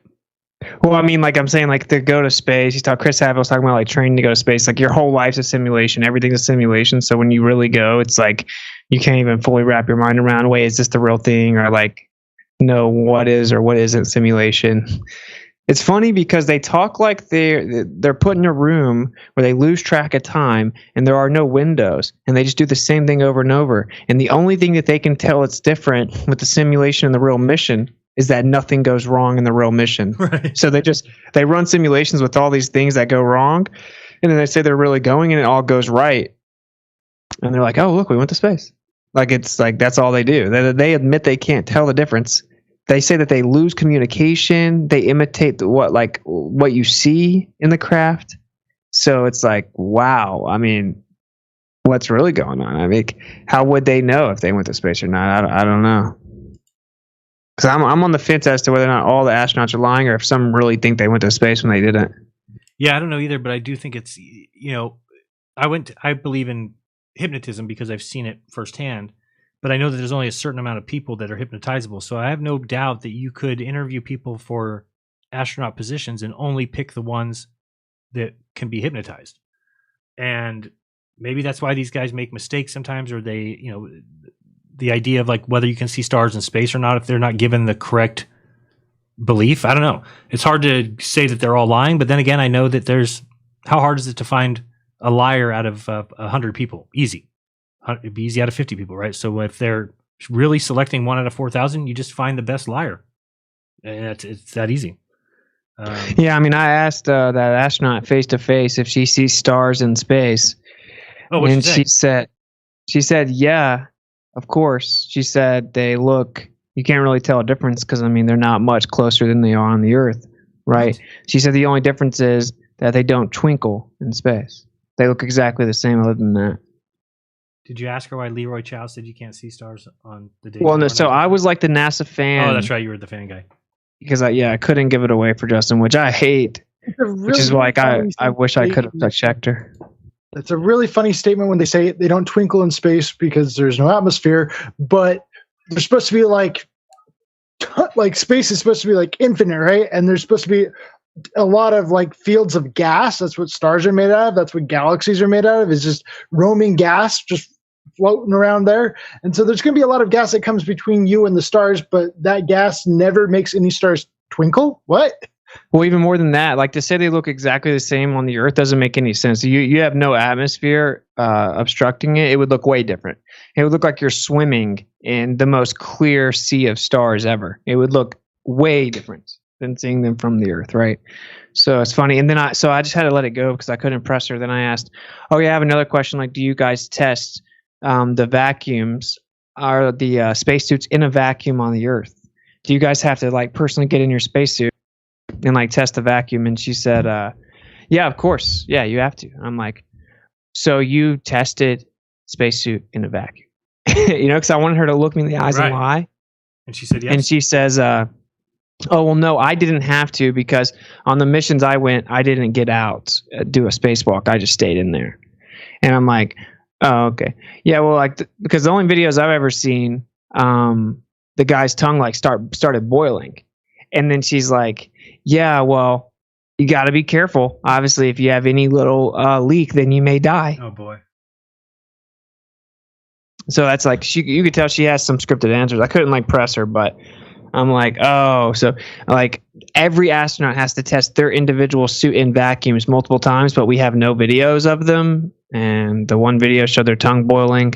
And luckily you didn't have to. How convenient. That's why it's aggravating that so many flat earthers don't just go up to NASA and talk to the astronauts, because they all have different stories of what they did. So just go ask them. Yeah, and that's nonsense. She would test that suit probably 5 times in there before it was allowed to go into space, I mean, even if she didn't get out. This is military. I know there's scientists in this, but it's still a part of the military. And the military tests and checks and rechecks and then tests again and then rechecks and then it's used. Yeah, what if there was some type of emergency where she needed to get out? Exactly. Or the craft got a hole in it or something. We don't have to check that suit. Just think about how frequently we like tested our gas masks that we never used. Exactly. Yeah. All that they stuff. were just anal about that. Test your gas mask. Test your gas mask. And we did it like 10 to 20 times so we could have that confidence in our gas mask. Yeah, even OSHA regulations, you have to do tests on stuff in factories once a week, and then there's ones that you do once a month, and then it's nonsense. There's no way that, she's not getting out, so we're not going to test that suit. Bullshit. Yeah, it sucks. I couldn't really press her, but like, yeah, I hear you. We're thinking about moving to Florida, and I will be getting an annual pass. They're gonna hate you, dude. You're gonna be like, what can they do, dude? I help pay for that place. I bought an annual pass. Public property. Yeah, like, and there's another thing is I think the tactic is to go in there and just ask questions. Don't be like, just so you know, I know you're lying. Yeah, exactly. Yeah, like the Earth is flat, water lays level. You don't do that. You just ask them questions and you get these astronauts to slip up. Because now you have official testimony on the record of people who claim to have gone to outer space who are making contradictory claims, or their claims don't add up with the official story, or they slip up and make an impossible claim. You can trick them because truth doesn't interfere in investigations. So like that's what Justin did. Asked her a loaded question. Like, I see a bunch of people with wires and stuff. Well, I don't want to give away the movie, I guess. But it's like you ask a loaded question where they can't, like, if they're not telling the truth, then they can get caught up lying. Flat Earthers should be doing that a lot. Because don't you guys agree that kind of blows the lid off the whole thing? If you show the astronauts are lying about going to space, then that just... Yeah. Oh, yeah. That's it. Yeah. No, yeah. It's an awesome idea, Austin. And they have a handler there, too, by the way. She literally had a handler standing beside her. Yeah. Yeah, it's goofy. It's like kind of creepy. It's like eerie. It's like 1984 vibes or something. It's weird, bro. He was literally watching everyone. It's like she was just there and he ran her. It was crazy. Anyway. The MK Ultra. Yeah. We are at our point here. Let's go through it. Anybody can say what they have coming up or anything they've got to say. How about you, Kyle? I'm going to do some math. I'm going to do my next video on some proportions with the thermosphere. I just barely did my big video about the ISS meltdown, just kind of touching up on what Bob said in the international conference. But I want to take that and I'm going to add some math to it, and it'll be fun. Some really basic math. The more basic, the more power it has. Yeah, don't get too difficult on the math for me. I'll lose it. Zach, what do you got? Yeah, if you guys didn't catch it last week, I know we had some hiccups over there on Rockfin. I did a video on my channel, my last live stream, the angular resolution calculator, the formula that I created. You can show it to your friends and family, and it explains, I believe, in fairly simple terms. I use some big words, but I explain what they mean. But how our eyes work, and why boats appear to go over the curve, and how that would even happen in a vacuum. On a flat plane, this would take place. I'll drop the link in the chat right here. But yeah, if you're looking for something like that, please go check that out. Austin? Officially launching the new schedule and shows this week. And cool, yeah. I almost got everything done with NASA audit, so setting up the groups, moving forward with that. So Mondays are, I think I'm going to relatively speaking, or relatively simple. I don't know, but anyway, Mondays. Jeran, your stream schedule is Fridays. You stream at like Eastern time is like till 9:30. Should be 3 to 5:30, so it'd be 6 to 8:30. Okay, on Fridays. On Fridays, every day but this show. Okay, yeah. So then I'm just gonna do, I guess 9 p.m. That's awesome, because then I'll just send. I can even enter it in when I do my stream. It'll send people there. Cool. Yeah. So we'll just do. So you're gonna do 9 p.m. Eastern, 6 Pacific. Yep. Yep. So Monday, relatively speaking, 9 p.m. And then Wednesdays, Going Globers. And then Fridays, In the Field, where I'll have a guest on and just discuss the subject, whatever they are in their respective field. And so those will be like the set shows for sure. And then I may take Tuesdays off, I think. And then Thursdays, it'll just be kind of like a talk about, a lot of people just like me to talk about a bunch of different subjects. So I think that's kind of the vibe. And I haven't decided, but maybe Sunday, Witsits, Biscuits, and Gravy or something, a morning show that's chill, but we'll see. So yeah, that's it. We're launching that schedule this week. So that's what I'll be doing. Nice. All right, awesome. And same old thing for me. I have some stuff I need to work on, which is going to be this week. My website should be done this week as well. So lots going on. But then my shows obviously are 3 p.m. right now on Thursday, Friday, Saturday, and Sunday will be noon Pacific. So thank you guys for joining us. We're back, and we shall keep the show going in honor of good old Bobby, and we'll be here. So hopefully you guys show up on Sundays at noon. And if you have any suggestions or somebody you want to see on the show, you can go ahead and reach out to me on Telegram or Cami, we want you on the show. Yeah.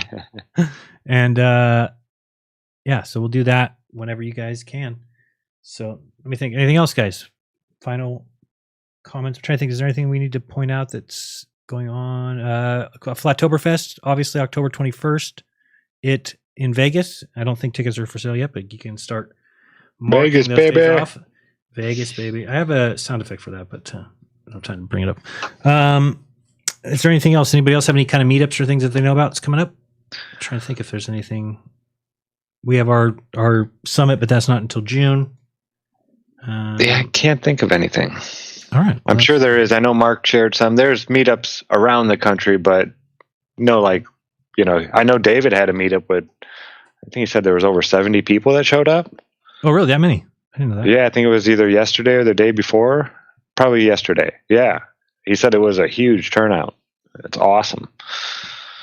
Yeah, please like the show. Please give it a thumbs up and do all that stuff. And then we didn't go over it. Usually we'll probably leave halfway through and go to Rockfin when we're talking about something a little more crazy. But the show will stay free all day today, and then it will go to behind the, whatever it's called, paywall on Rockfin. Although this show will be on YouTube. So, but usually we'll leave halfway through. So become a member at Rockfin if you want to. So you support us all that way. We're all there. So please do so. And we should have Eru back. I'm not sure about next week, but definitely the week after. All right. Anybody else? All right. Sounds good, guys. Thank you so much. I remind you, please do your own research. We'll play the intro on the way out here for fun. And yeah, it should be good. I never even saw Conspiracy Music Guru leave. Thank you for being here, Alex. What did you see here the whole time? Hey, guys. We'll see you guys next week. And I think that's it. Have a great May as April's gone. Can you believe it? Half the year's almost gone. It's insane. I know, it's crazy. It's insanity. All right. Much love, guys. I remind you to be kind to each other, don't lie to each other, and open your mind. There is truth inside. Till next time, this has been GLOBEBUSTERS. Peace. Peace. Love.